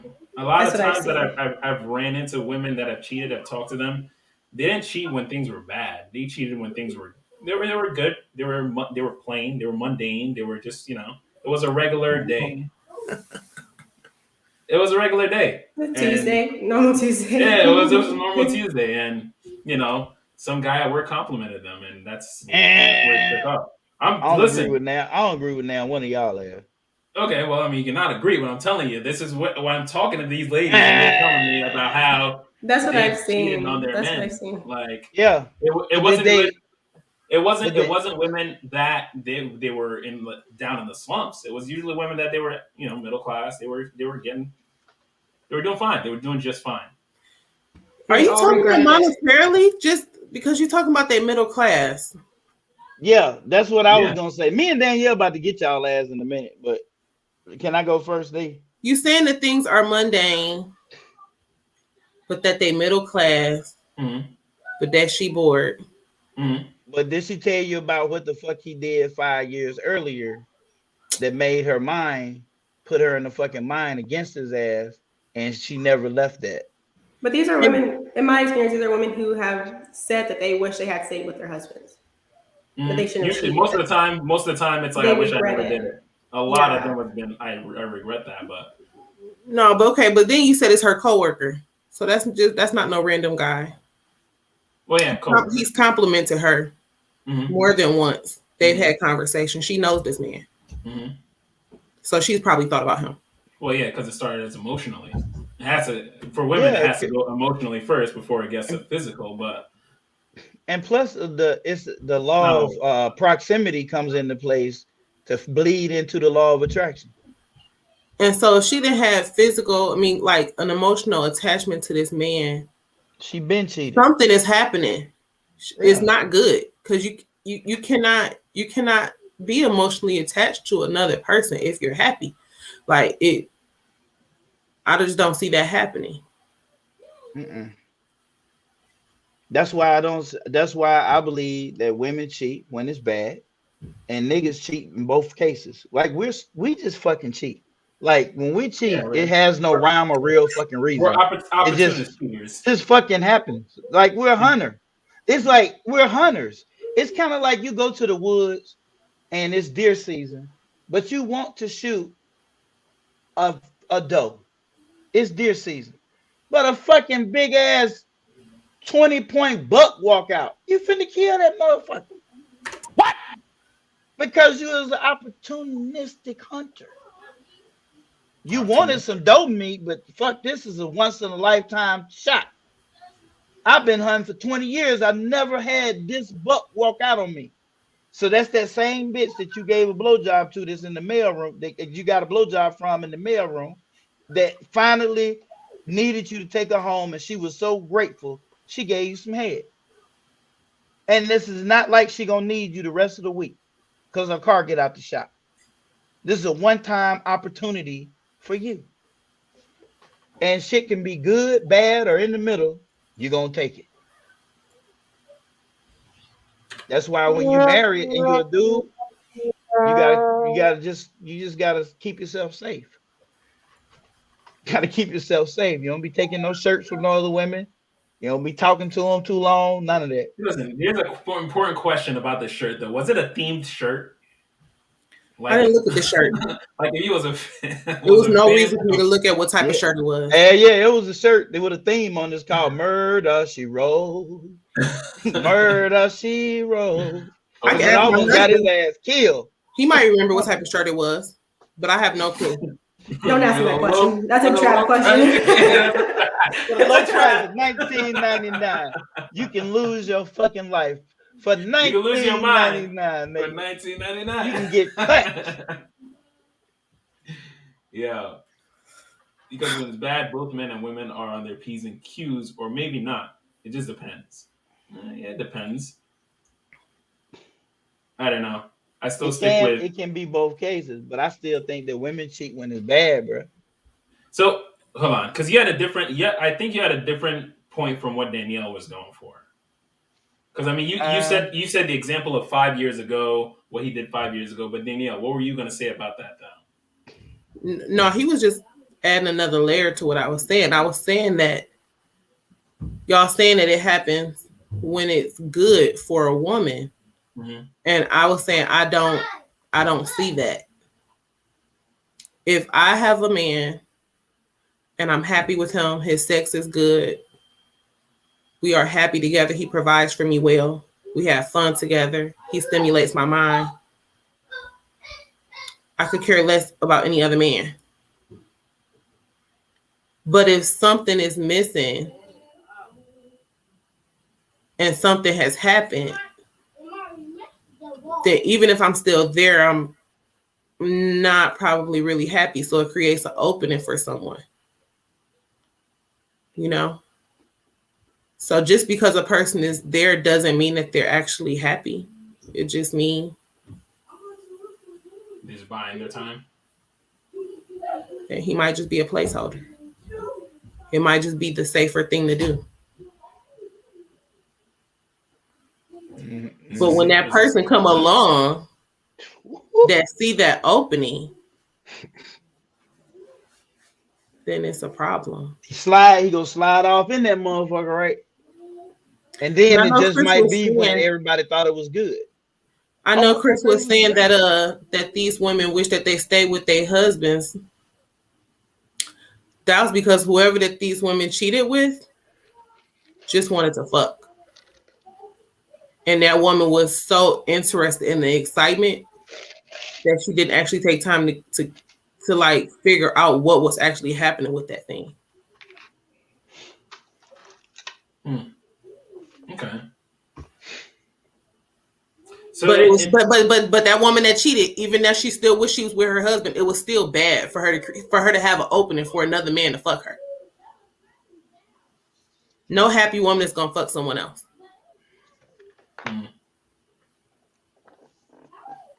Chris, you look like you're taking a roller coaster with your face over there. If you know a friend, Chris, that fucks somebody, ask them about their relationship.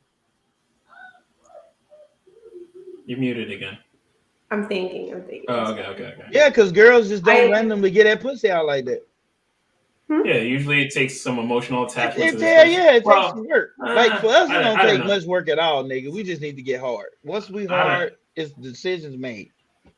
Not nowadays. Not nowadays. You don't have to. There's not crazy investment. There's not crazy emotional attachment needed. To do what? For a girl to fuck? Oh yeah. These some little freaky motherfuckers in now. But these some little thought pockets. Well, Chris. I think what I've seen is just like I agree for the most part with Danielle. But I do think a lot of these I think I agree. Like they should have made the opening. But at the same time, I do think that things for the most part were good. And then they saw something, they were tempted. They saw some type of what they thought was going to be excitement, and more exciting than what they have currently. And then they cheat. But I haven't heard them say anything about, like that's the thing. They don't usually say anything bad about their husbands. You're not supposed to speak bad about your husband. But I mean, even after the divorce. I've heard it doesn't matter that you're divorced. You're not supposed to speak bad on your husband. Yeah, I guess. Not supposed to, but a lot of women do. And these ones, they didn't have anything bad to say after they were divorced. They wish they were still with them. They regretted. But I agree that they didn't get what they wanted from the man that they cheated with, which is why they wanted to go back possibly. But the grass wasn't greener on the other side, I guess. I don't know. That's fair. John, did I come to you for that? For what? Oh, right. You this said question? More, yeah. I did, right? Yeah. Okay. So a popular term in the red pill community, right? Probably heard of it before. Dissect it a little bit. She's not yours. It's just your turn. Oh. She's not yours. It's just your turn. Oh. Where do you get these questions from, Clement? Like, what is you doing? What do you mean? Clement ain't fooling me. Clement get a hold to some edibles or some shit right before you make these questions. What do you mean?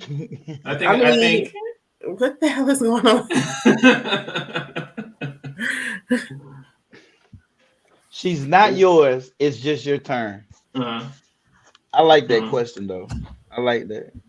What do you think of that? What do you think of that phrase, Danielle? What do you think of the phrase, the lovely phrase on the screen? She's not yours. It's just your turn. Okay. I think I just liked your accent when you just said that.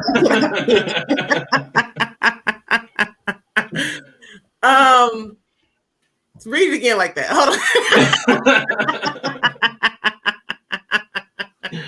Oh, the Brits. She's not yours. It's just your turn.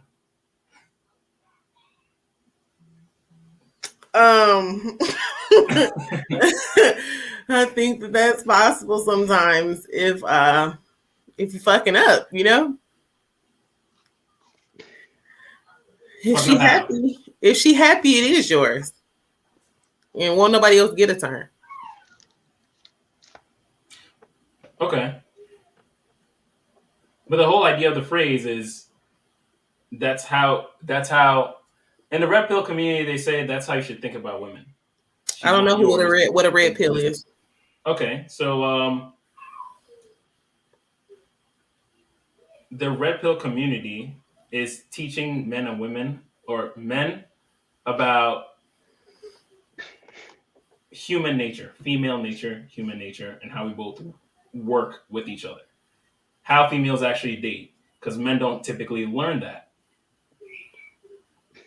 They don't learn that there is a way that you move that makes you a little bit more attractive to the other sex, as opposed to just be who you are. Because that's not, you can't tell a guy to be who he is. You got to tell him to be the best version of himself.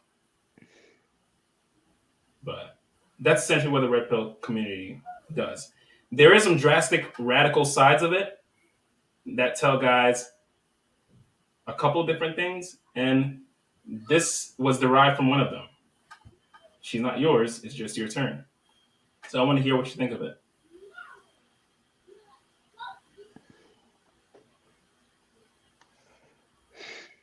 I think that's somebody waiting on a divorce. I'll give you some time. Oh no, that's crazy. I don't see that. Like I said what I said. Like if she happy, she is yours, and no one else will get a turn. Like that's what I feel about that. Get my ride. I don't know about this. This is a lot. I know about it.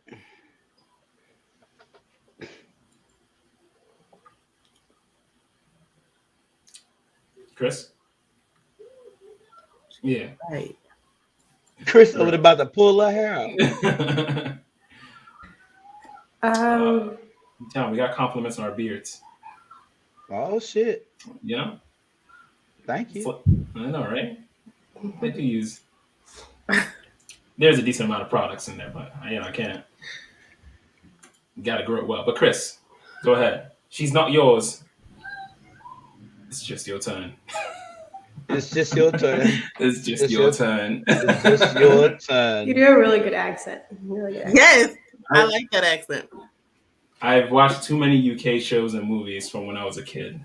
Me too. It's you've been practicing. That's not exactly. I used to want to live in the UK for like 6 years and get a strong ass British accent, then come back. Yeah, that'd be amazing. Like, ooh, what? Oh my God, I would never claim originality from here. Westminster. Knowing I'm from Talladega, Alabama. Oh my God. But that'll be my line. I hold fast to it. That damn accent's something serious, boy. But Chris, what are we talking? Yes. She's not yours. It's just your turn. Yeah. See, okay. This is hard. Yes, but the red pill community takes it kind of far. You know, it's like the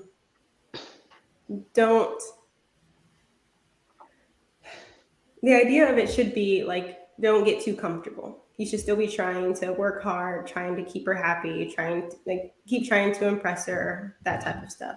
Because if you get too comfortable, you start slacking, she could easily find somebody else and walk away, you know? But going off of what Danielle said, a lot of thinking this way to the extreme is kind of setting a lot of men up to just not even try because they feel like, well, she's never really mine. So what's the point? She's just going to divorce me, take half, take my kids, and that's the end. So I do think it's true to an extent. Like women, I think, especially women who have options, they will pick up and leave if things get rocky. But I do think this saying can be kind of extreme. Okay. John, what are you saying? Oh, it's my turn. Yes, yes, Okay. sir. Yes, So sir. here's what I have to say about all of this. The bloody hell you going on, man? It's not yours. It's just your turn, huh? That depends, bro. You control this outcome on both sides of this. You control this narrative. You control it. You control it if you want her, and you making it your turn, because you can make it your turn. And if you have one, you can get. She can always be yours. It just depends on you and how you move. What you got going on. So they can be true for some and not true for others. Because you got some niggas who you would never take his bitch. Like it won't happen. She'll throw rocks at your ass. And then you got some dudes, she can't wait till you goddamn come over and speak to her. And that's all it's gonna take. Slide right the fuck on in there. And definitely it is no longer his turn. It's your turn. It'd be like roots around this motherfucker. Now, Alex, you tell the story. You write your own history. And you ride off into the sunset with her on your damn back, holding on your hips. And he get to sing that song. She used to be my girl. What?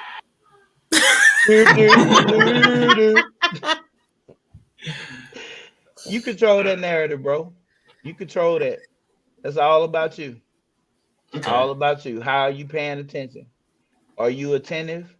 Are you present? Are you listening? What you doing? Do you hear her? Do you see her? Does she matter? If you can't answer them questions right there on a daily basis, she is just your turn. It's just your turn. And when a nigga like me figure out that I want your turn, you're in trouble. So it sounds like you're saying men should always look at every woman as free game. Every woman is free game. Shit. Every woman is free game. Okay. Damn right. Just because you put a ring on her finger, nigga, they ain't finna stop nothing. What that stop? That ain't stop nothing. They got people who can take them rings off and make you pawn it. What the hell? Interesting. Okay. So then I guess a guy should never be settled or complacent. No. No, you should never be settled or complacent. Okay. Because that's how she end up unhappy. Big bank take little bank at that point. Especially if you complacent in the bedroom, then big take little. You know what I'm saying? Ship. Or hell, little take big. Hey, you never know. Vice versa. What's if evil? Unhappy, you should never trust anyone ever. I mean, that's essentially what it sounded like. So I don't know, because I always thought of this as just don't throw all your eggs in one basket. You should trust the woman that you with, but she got to be able. But should she trust you? You make okay. So listen. Put this in your pipe and smoke it. Right. We all at this table agree that women are emotional creatures, and they typically don't just go out there and get a coochie away. Right? Can everybody agree on that? Not all right. Facts, yeah. So okay. So if we know this as men, why would you put her emotions in danger because you being complacent? It ain't the fact that you can't trust her. You didn't do your job. It wasn't nothing about not trusting her. It was about you doing what you were supposed to do. Again, you're too busy trying to be at home with her when you should have been trying to be more romantic to her. You should have been more attentive. Listen more. Heard what she was telling you, because she told you. She isn't up in one day and leave you. She told you. She said something. or she did something that should have put a thought in your mind, and you chose to overlook it because you said she always gonna be there because that's her job to be there. That's her job, fellas. Her job. Her job is contingent upon how you moving. You think a woman just want to sleep with you because she promised that she would? It don't work like that. You got to get her attracted to you. You got to turn her on. That's your job. You don't just get to come in, kick your boots off, go take a shower, tell them, all right, we ready. So then at what point, if you're constantly gonna have to be on your game at every single point in time, that's what it sounded. That's what it sounded like you're saying. At any point, there's no point in time where you can slack, you could slouch. You just got to be on your A game at all points in time. Are you not What's allowed wrong to with be that? human? Yeah. Are you not allowed to be human as a man? Aren't you going to fail? Aren't you going to trip? Aren't you going to fall? That's not your A game. That's not your best. So at that point in time, you should be wary that she's going to step out the second you trip and fall. But a lot of times we ain't even giving it our best, bro. We're giving it our worst. Most niggas, once they've been with a woman more than 5 years, they don't even know how to date her no more. They don't even tell her she pretty no more. They don't even care if she brush her teeth. They don't hold her accountable. They don't care if she gained weight. They don't say nothing. They just get up and go to work. Get up, kiss, do it for 5 or 10 minutes. The jackhammer. Yeah, hit the and some niggas can't even jackhammer no more. It's kind of just like hammer. Hammer time. Yeah. Some niggas get so bad out of whack, they don't even they can't even see with they hard. They damn belly so big. Can't even see if they hard. They just kind of feel around for it. It's always on a man then. It's always on a man. Yes, yo, bruh. That you depend, you are the one who chooses the woman, and you the one who keep the woman. You gotta make her want you. You gotta make her desire you. And she gotta feel sexy for you.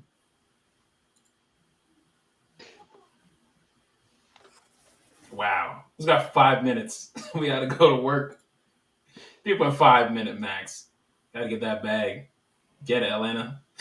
Hey, he got the right idea. Chris, what do you think? I don't know. I know you don't know. I know that's exactly why I went to you, because I knew this is not typically your stance. So what's not? I'm so confused. What's not typically my stance?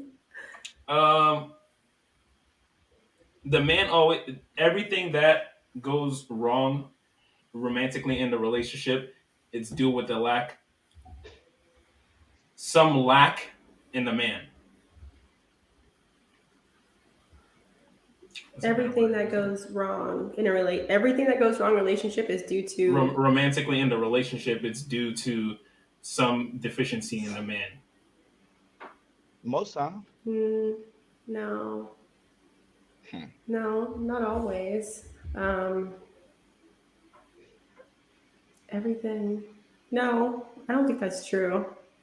I think there are lots of things. I think a lot of times it can seem like it starts with the man, but I also think that women do struggle with speaking their mind. They will tend to just kind of go with it until things get really bad. And I think that's pretty bad on them. Something's bothering you, you should probably say it as soon as possible. No, I don't think it's always on the man, always a man's deficiencies. I do think, going with what John said, though, I do think a lot of men get complacent and they think that women won't leave. And then it goes back to when they don't leave. Like, they won't be married to a man for 5-6 years. They want something from him. He doesn't give it to him.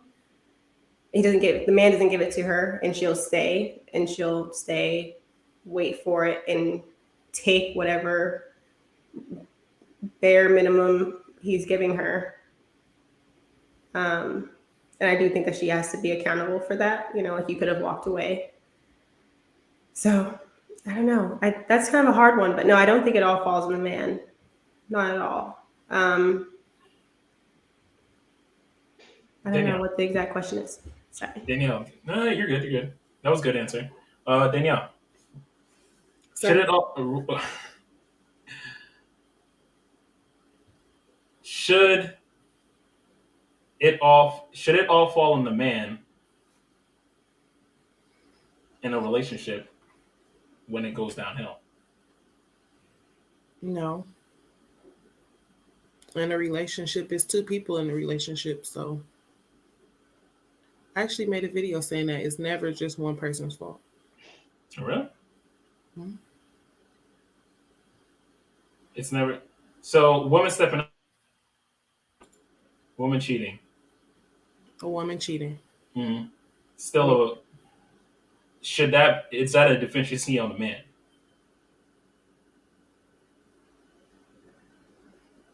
If she's stepping out, then yeah, that man was deficient. Because if he wasn't deficient, she wouldn't be doing anything. She would be happy where she at.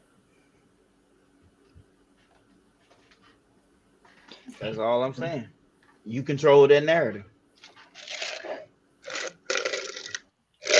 A happy woman, I can't see a happy woman cheating. Nope.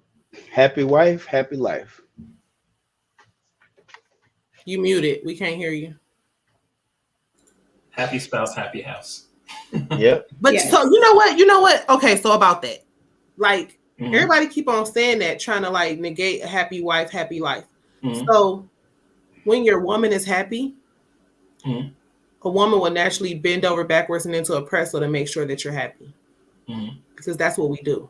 Ooh, and getting in them pretzels to keep my ass happy. Oh. Was that bit However, when a man is happy, he doesn't necessarily reciprocate that back. A man can be happy and it just stops there. He doesn't look back to see if that woman is also happy. But a woman naturally does that. That's why it's happy wife, happy life. And I've always been a reciprocator. That's why when I look back, she was always grinning. Yeah. Yeah. I reciprocate. Yeah. To get me happy, let me beat my chest, walk around the house, nigga. I'm giving all the bag. Okay, that's a fair point. Yeah, that's a fair point.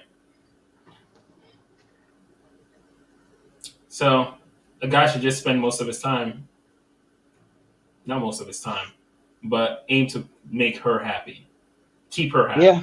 When you're not at work, I mean, you're gonna have your own time to be yourself. But outside of hell yeah, what else you got to do but make me happy? I guess if you're choosing that one person for the rest of your life, you might as well, right? That's fair. I think so. That's why you don't treat a girlfriend like a wife. I think most men don't know that nowadays, though. Honestly, I'll tell you right now.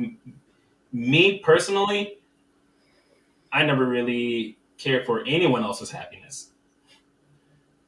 Like not even like just anyone else's. Never cared to remember anyone's birthday. Yeah. Have you ever been in like a serious relationship where you want to? Yeah, I mean, no. So that's where. Well, then that's why you haven't felt that way. Yeah, but I never cared to want to know the person. Well, when you meet her, then you will care. Yeah. Is that something that happens? Is that something would you say it just kind of clicks, right away off the bat, or can it be built over time? Because that's what I always thought. It could be built over time. And that's why I sat in long-term relationships thinking that this is something you can grow. So this is an honest question here. I think you can grow in love with a person, but that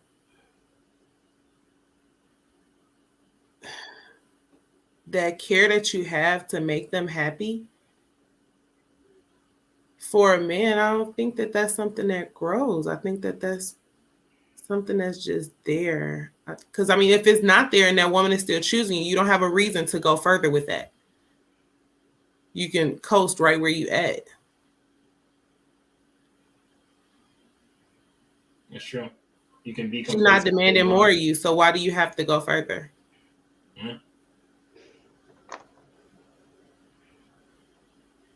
I mean, and a lot of times this is not even like real big things.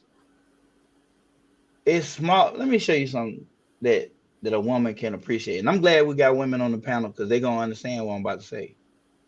When me and Jay first started dating, I remember her hating when it's about time for her to come on her period. And I know that she would always use Pearl Super. That was the tampons that she liked, right? But she hated it because her cramps was like tremendous and terrible. And heat would always calm it down, right?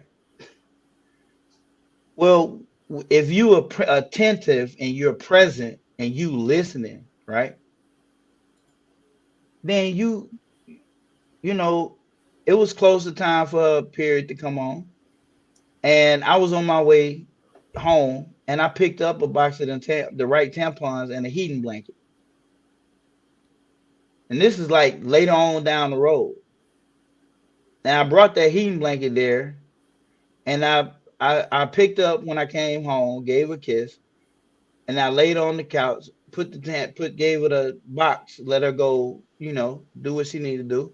And then she was shocked on all levels when I plugged that heating pad up and put it up on her stomach and put it up on the blanket, right? And I did everything for the rest of the night, sat down, watched the movie, played with her feet. And she fell asleep, right? Now, that alone was enough to drive her crazy for the next damn 2 or 3 months. She did all kinds of shit for me for 2 or 3 months. You understand what I'm saying? Why? Because I was attentive. I was present. I listened. I heard her. She felt like I appreciated her. And she mattered. All I did, if you sum it up, was went and bought a damn heating pad and some fucking tampons. Big deal, right? Well, it was a big fucking deal for her. Huge one. And nobody cared like that before to her. So it was a big deal. Yeah, it's definitely that's what I'm talking about. But that's what I'm talking about. But that's what I'm talking about. That ain't no at next level A game shit. That's just you paying attention. Yeah, but that's if you again, that's what I was asking. If you truly care for that person, as opposed to you know, passing time. But like what you're saying too, that's not girlfriend level. I mean, that would be a girlfriend level, though. I think that's a girlfriend level. That's just you live with this motherfucker level. Yeah. I could do the same thing for a damn roommate and have my roommate want to love me. Be Chris, more than just a roommate. Chris can't nod to that. You say partner, so you can't. You said girlfriend. You say partner, so you can't nod to that. Doesn't count. Chris know how I feel about the damn partner word.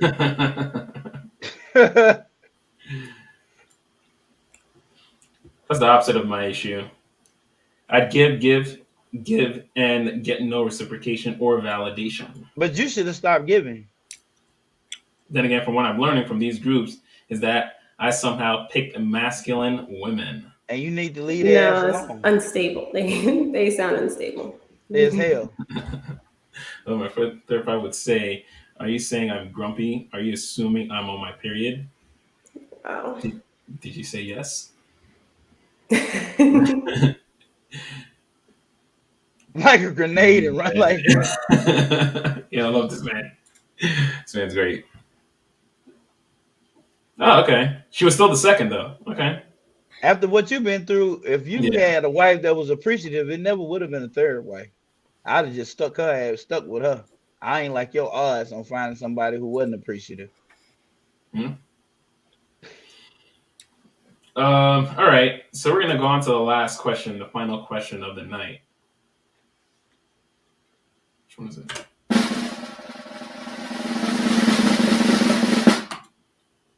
Strong fathers raise strong sons. Strong mothers raise weak sons. Strong fathers raise strong sons. Strong mothers raise weak sons. I know when I read this question, you had me paranoid. It's true though. Honestly, I was looking forward to my mom being in the comment section. I was curious on how where you guys were going to answer and how she was going to be feeling about this question. So, unfortunately, she doesn't think I'm that important. So, I'm going to disown her after this. But going back to the question. Don't talk about Tumadre like that. Listen, she knows. She gets it. Tumadre will be on here and light his ass up. She gets it. Don't worry. Strong fathers raise strong sons. Strong mothers raise weak sons. Danielle. Yes. What's going on? Sadness. Talk to me about it. Talk to me about strong fathers raising strong sons. Or strong. I don't know about no father figures. I have no clue. I mean, my husband is a great father. My sons love him. Okay. But every person I have met have put that word strong in front of me. So this made me sad. I was like, oh my God. That made me feel me weak. I feel a little bit different about this. Because I don't know how to be anything but me. Even when I'm not trying to be strong, that's still what I'm told I am. So I don't know. Have not come back to me once my kids grow up, and I'll have an answer for you. All right, a couple of years we'll revisit this topic. All right, and we'll hear you out. John, what are we talking? What do you think? All right, so 5 years ago, I'd have been all over this and said, "Yep, yeah." Nah, strong fathers raise homosexuals. Balanced fathers raise strong boys. Balanced fathers raise strong boys. Strong fathers raise weak sons and homosexuals.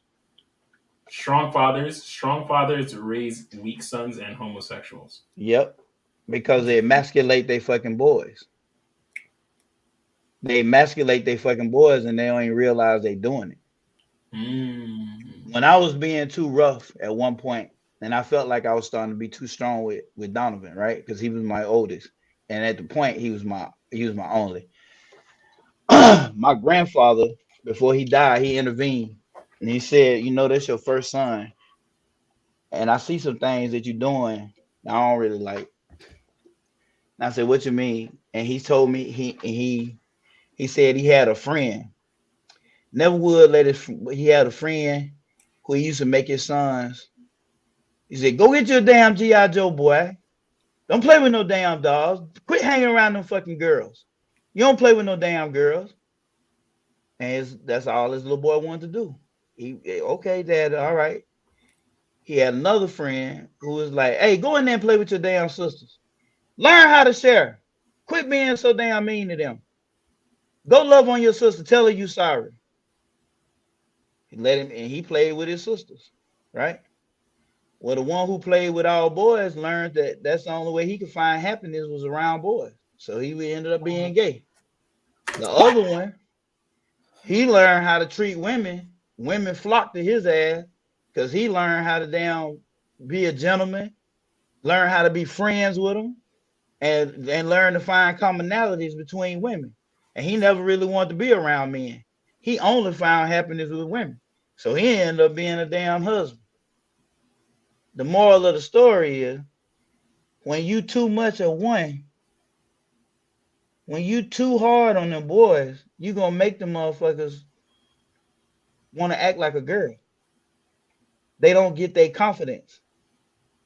They don't. You took it all away from them because they too busy, can't compete with you. Your presence is too much for boys. That's why boys are bow down to their daddy. Especially at a young age. Yeah, especially at a young age. I got 3 boys, man. If I raise my damn voice and jump up, them ain't now one of them ready to challenge me. You serious? Not even that 18-year-old fucking shut up and get somewhere. And he's 6'8", 245. He can't challenge me no way. But he know that. But he know not to. Because I was balanced with him. I kiss my boys. I love my boys. I was sweet to my boys. After that conversation with my granddaddy. And he was, because I felt like he was right. So when you too strong, you too hard, you're gonna emasculate that damn boy. A lot, you see a lot of you make a little boy overcompensate trying to impress you. He walk around here hyper masculine for no fucking reason. Mad at every fucking body for no reason, because he trying to impress you. My boys have balance. You can't touch them. You put your hands on one, if the other one around, they're gonna jump your ass. If the oldest around, you get jumped by 3. That's just the way they work. But they also love each other. The oldest one will kiss the babies on the forehead because he got kissed on the forehead. If this little brother said he was scared, come get in the bed with me. At what age did he make that flip with him? When of parenting style? At what age? 4? When he was 4. Okay, so 1 to, I guess, later 3s, or 0 to later 3s. That was not any time that you think your tougher parenting style could have shifted or swayed any of his mentality. I was tough on him when I needed to be tough on him, but I wasn't following that mindset. Like, you know, make him go out there and get hurt. Man, go do this, and you know, I got rid of all that stupid shit. That's stupid. You understand what I'm saying? Like, that boy don't need to go out there and damn hurt himself to prove he a fucking boy. Because if you start down that track, that's the only way he's gonna seek validation like that. That's when the boy go out there and do stupid shit, like slap other boys for no reason. And then he meets somebody out there that ain't gonna take that shit and then put his ass in the hospital or the ground. You build bullies. That's how you build bullies. Because one or two things gonna happen. You either gonna emasculate him or you gonna make him pick on every fucking man around him, every boy around him. And it's coming from you. He mad as hell because he can't beat you and he want to, so he pick on everybody else. Or he don't have enough confidence that when a boy picking on him, he's scared. He's so scared because you ain't never gave him no confidence that he won't even take up for himself. And that come from you. They come directly from you. What about the strong mothers raise weak sons? Thoughts? A strong mother is an overbearing mother. She makes an indecisive boy. You picked up on what I was going for. Of course you would. He's gonna be indecisive as hell. He's never gonna make his own decision. That's what mamas and boys are made, and that's why women don't want their ass. Because you're a mama's boy. You gotta seek approval from your mama too much. She gotta cut that shit the fuck off. But see, some women, it's hard for them to cut it off, especially if they got a weak man. If they got a weak man, they'll never cut it off, because they start to see their husband in their fucking boys. That's where that damn Oedipus complex come in at, that Freud was talking about. Where the boy seek to replace the father in the home because of the sexual desire he has for his mama. She builds that. Freud is a sick man. Hey, I can show you a lot of goddamn women that prove that point, though. No, I mean, I do understand it. I mean, I don't know how he came up with that, why he thought of it, but it's accurate. Because he watched it. Incestual behavior is very prominent in European families. Especially when they were blue bloods. How you think they damn kept that blood so pure? Because they was marrying other people? Hell no, they was marrying family members, cousins. You can mate with your cousins. Your second and third cousins, you can have sex with them and not have any genetic nothing.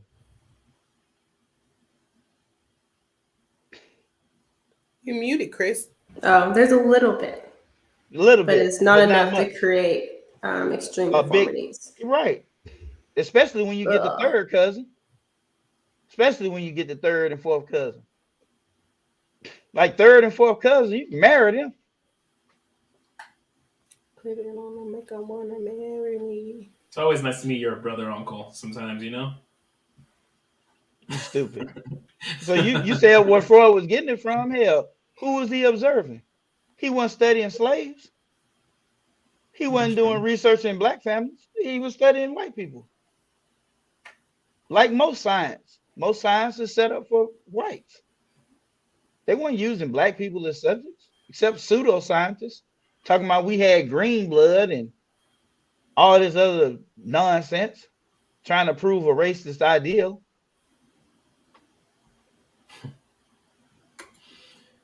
Date longer, Maine Levy said. The second wife was diagnosed with bipolar and cheated on me with 6 people. That bitch had sexual. She was a sex addict. Leonard Thrasher, have you been to therapy or something? Because you sound very traumatized by these. Not bipolar. If she's bipolar, it can lead to. I don't think you have to be a sex addict to. If you're a bipolar, it can lead to extreme sexual desire. Yeah, it can. If I never married her, we'd probably still be best friends. Oh. So you think there's at some point a point where you shouldn't push things further with a woman? By that standards? Define strong in what area? Okay. Then we went to balanced. He figured it out. Yeah. This is sad. This is Georgia boy talking. Someone from Alabama be talking about incest. You're making the South look freaky again. That crap is for Kentucky. I mean, buying shots. I've been in therapy. Oh, that's good. That's good. Cause, bro, that's a lot. That's a lot. Yeah, he been through a lot, bro. Man, I'm traumatized just reading his little story. Them just little small snippets. Like, some children are born different. Parents should be able to see this early on. Facts, genetics. Huh? Tell them to elaborate on that. I like genetics. Some children are born different. Some children are born different. That is true. Chris. They just not born gay. They just not. It was like a nervous laugh. like you knew it was coming. Oh, I knew it. That's right. Yeah, that's a good call. That is. I mean, it's the truth, bro. There's too much research out there to prove that it's not a gay gene. There's no gay gene. If they gay, something happened to make them that way. Hate to tell you, be the bearer of bad news. Sorry, my voice went away for a minute. So John kind of blew my mind there with the strong men part. It makes complete sense because testosterone is built through confidence. It's a major way that men build their testosterone is by doing things that they're good at successfully over and over again, for the most part. And so if you have a dad who's too overbearing, who's too strong, who's too alpha, and you can never win with him, it's going to lead to you not getting that fulfillment as a man. And then it may even lead to you complaining more, doing things that tend to build more estrogen. And then the result is more feminine. A feminine ass boy. Yeah. So it makes so much sense. Mind blown. So I agree with John. The second part of the question. The second part of this question: strong mothers raise weak sons. Okay. Yeah, and I think Danielle, you're getting nervous. There's a difference between like strong-minded and strong. What has to go along with the strong part is unhappy. So mothers who aren't just strong because that's their personality. Mothers who are strong because they have to be. Because then what happens is the mother, she's working a lot. She's carrying way more weight than she would like to. And she's very unhappy. And a man's nature, even a young boy, is to make women happy. and he's going to try and solve her problems. And basically what happens is he doesn't get that fulfillment. Nothing he does makes his mom happy. It has nothing to do with him. You know, she's just working hard because for whatever reason, there's no man in the house, or he's not doing what he needs to do, whatever it may be. But because she's so unhappy, this young man feels like he has to solve all of her problems. He can't. She's not letting him.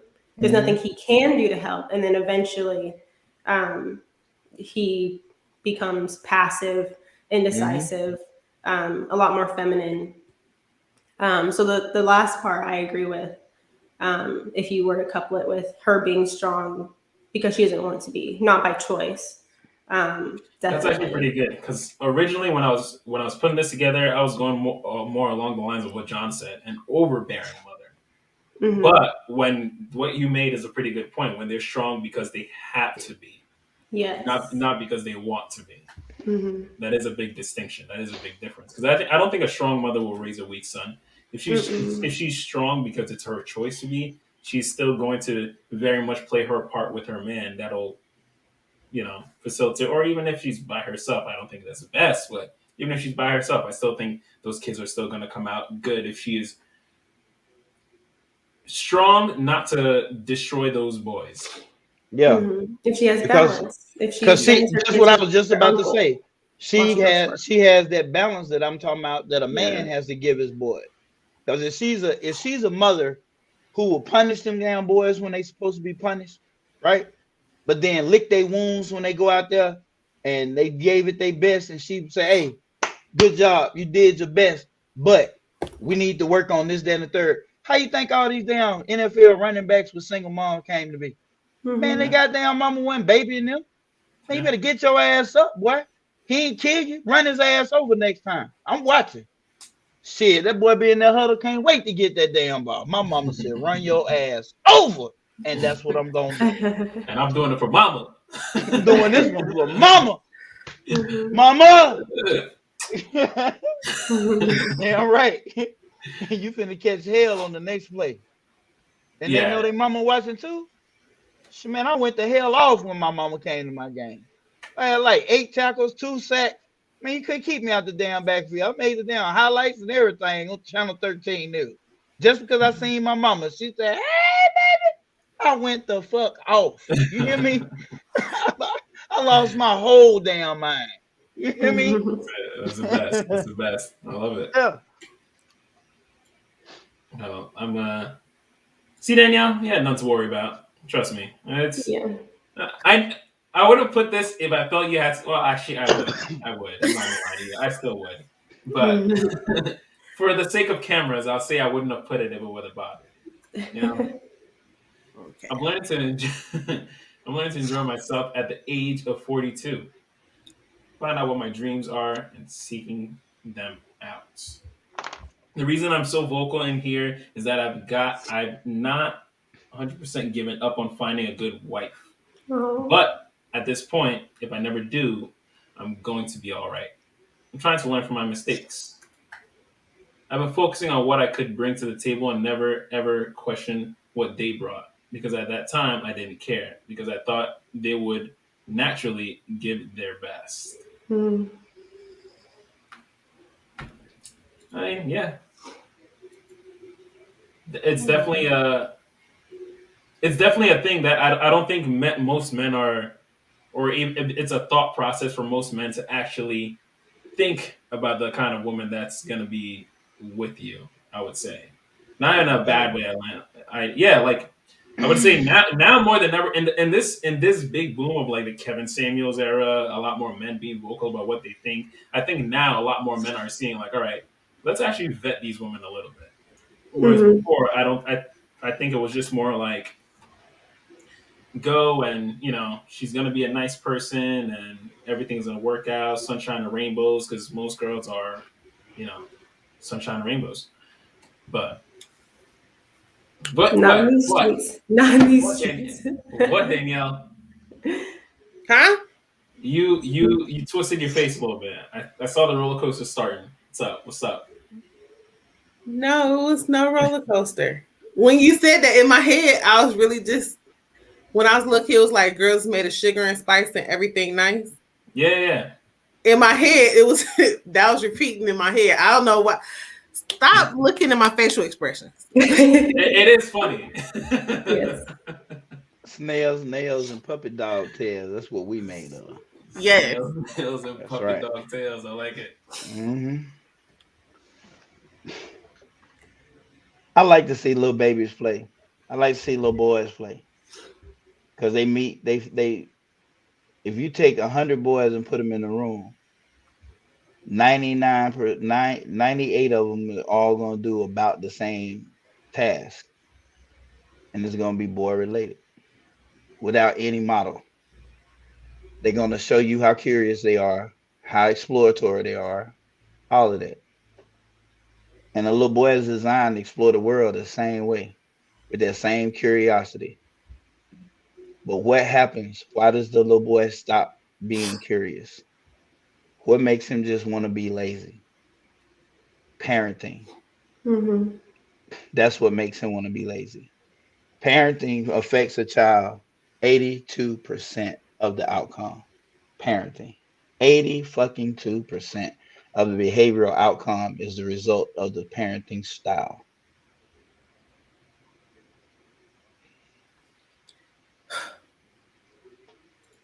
Interesting. But no parents seek professional help on parenting. I got this. I know how to raise a damn baby. I know how to raise a damn baby. When all parents should actually find a professional to help them raise a baby. It'd always be good. I've never been looking for straight up sex. I've never been that guy. I've been looking for a wife. But yeah, never even considered vetting them. Yeah, the sugar spice mentality is what I thought. Yeah. I think He sounds like a lover. Like he just kind of. a lot of guys. I think that's a lot of You guys. sound clueless. That's a lot of men. It's No, a but lover. I had no idea. Love Had no blinds idea you. they were as vicious as dudes were, and I got wrecked. I think women are just. I think women are more vicious than men are. I think women are more vicious than men are. Listen, bro. Off the rip. I done had dudes ask me if you was to put a team together.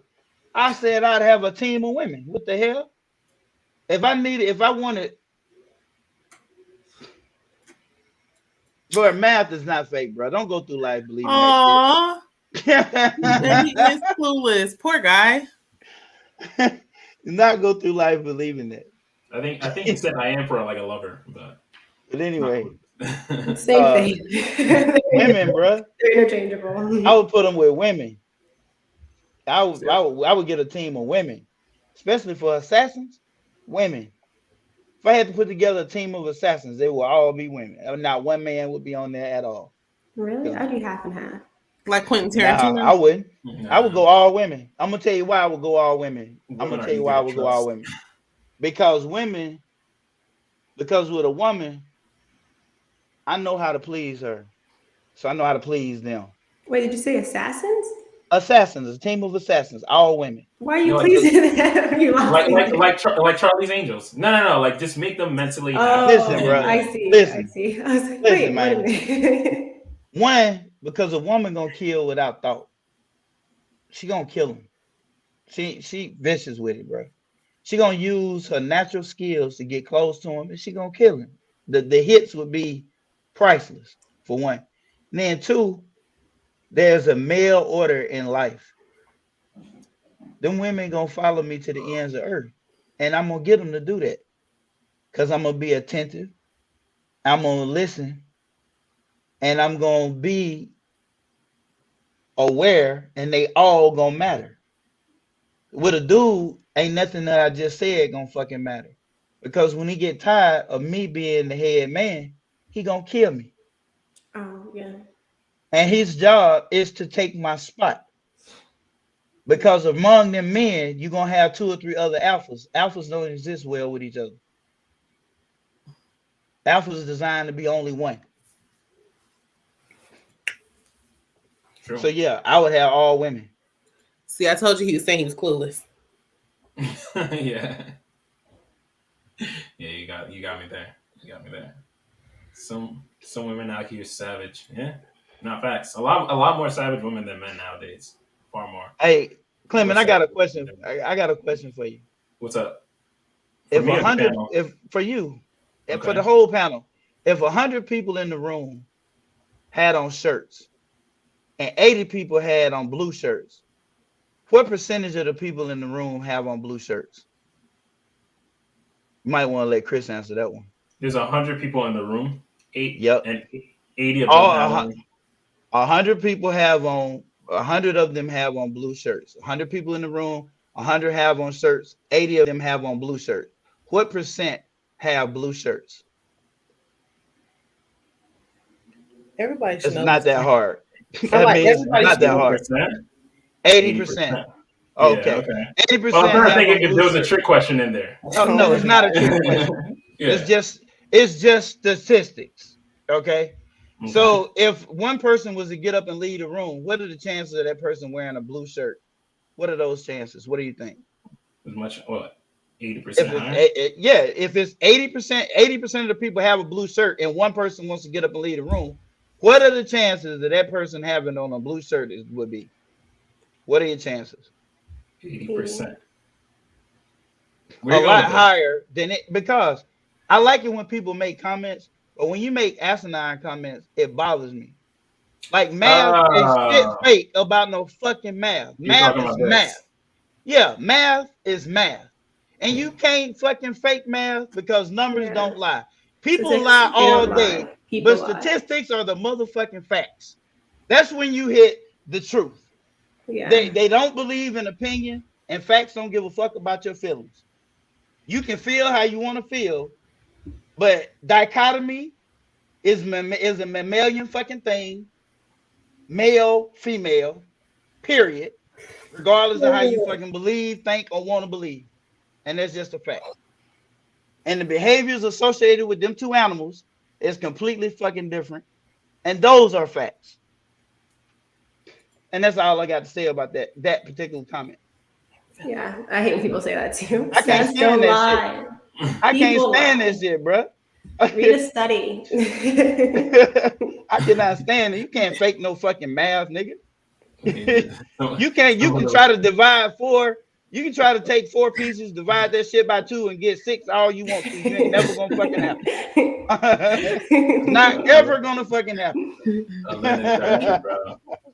I cannot agree more that alphas cannot handle other alphas. Oh my god. I am an alpha. Okay. Oh my god. Not a mathematician, and that's a fact.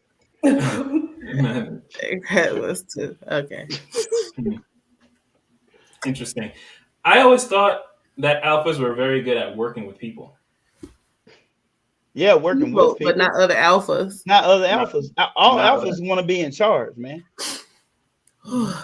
A real alpha wants to be the leader of the pack, period. They want to take on all the responsibility of the success and the fails.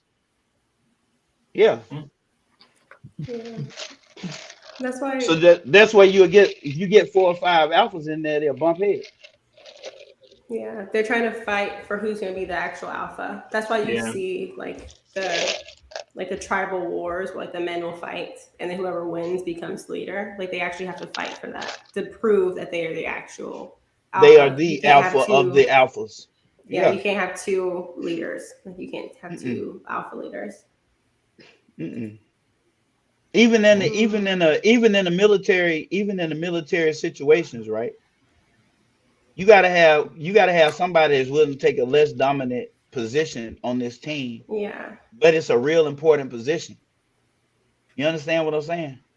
Mm-hmm. And your alpha is gonna be protected.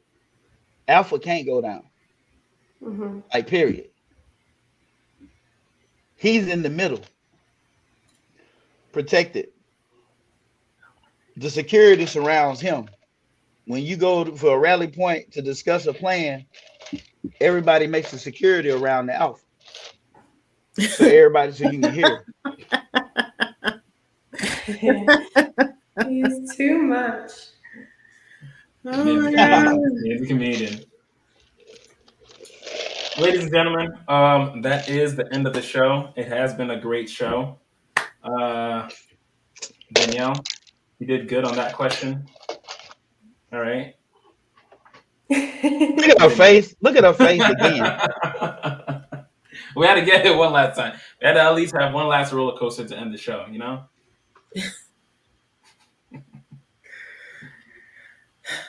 I love it. But anyway, people, it has been a great show. Thank you all for coming and watching. Thank the panelists, John, Chris, Danielle. You guys have been amazing as always. You guys are always a great panel. And thank you guys. Thank you guys for coming. Thank you guys for joining me on the panel. Thanks for answering the questions as best as you can. And let's go through our closing ritual. We got John. Hey, you can find me at Black Wall Street Trading LLC on YouTube. We can talk about some stock options. You can learn how to trade a little bit. And you can also find me on Instagram, Behavioral Consultant. That's my other side hustle. We've got everyone's favorite, Danielle. Hey, not everyone's favorite. I like that. My name is Danielle. You can find me on YouTube at My Sister's Keeper and on Instagram at Fly Nurse Mom Wife. And this show was a roller coaster for me. A lot of interesting questions for you today. Hey, you gotta keep you on your toes, all right? Yeah. But I was on my toes. We gotta close it out. Close this out, Chris. Can you do mine for me in your British accent? We've got the blooming ebony stepping to the stage. Ladies and gentlemen, welcome Chris. Love it. My name is Chris. You can follow me here on YouTube at The Blooming Ebony and also on Instagram at The Blooming Ebony. And don't forget to like, comment, and subscribe to CKQ Podcast. We are here every Tuesday. And thanks again, Clement, for having me. And everyone have a good night. It's been an amazing show, people. You guys have all been great. You did some fantastic stuff out here. And we really gave it our all. So, to all the people out there in the chat, I love you and good night.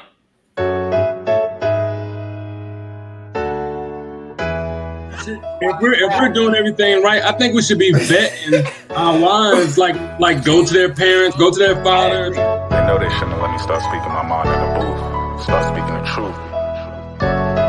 Might get shocked. I think you're just saying, okay, actions have consequences, and I'm not going to support this person's actions. Like, you don't have to cancel them and say, like, I hate you. Innocent lives have to die.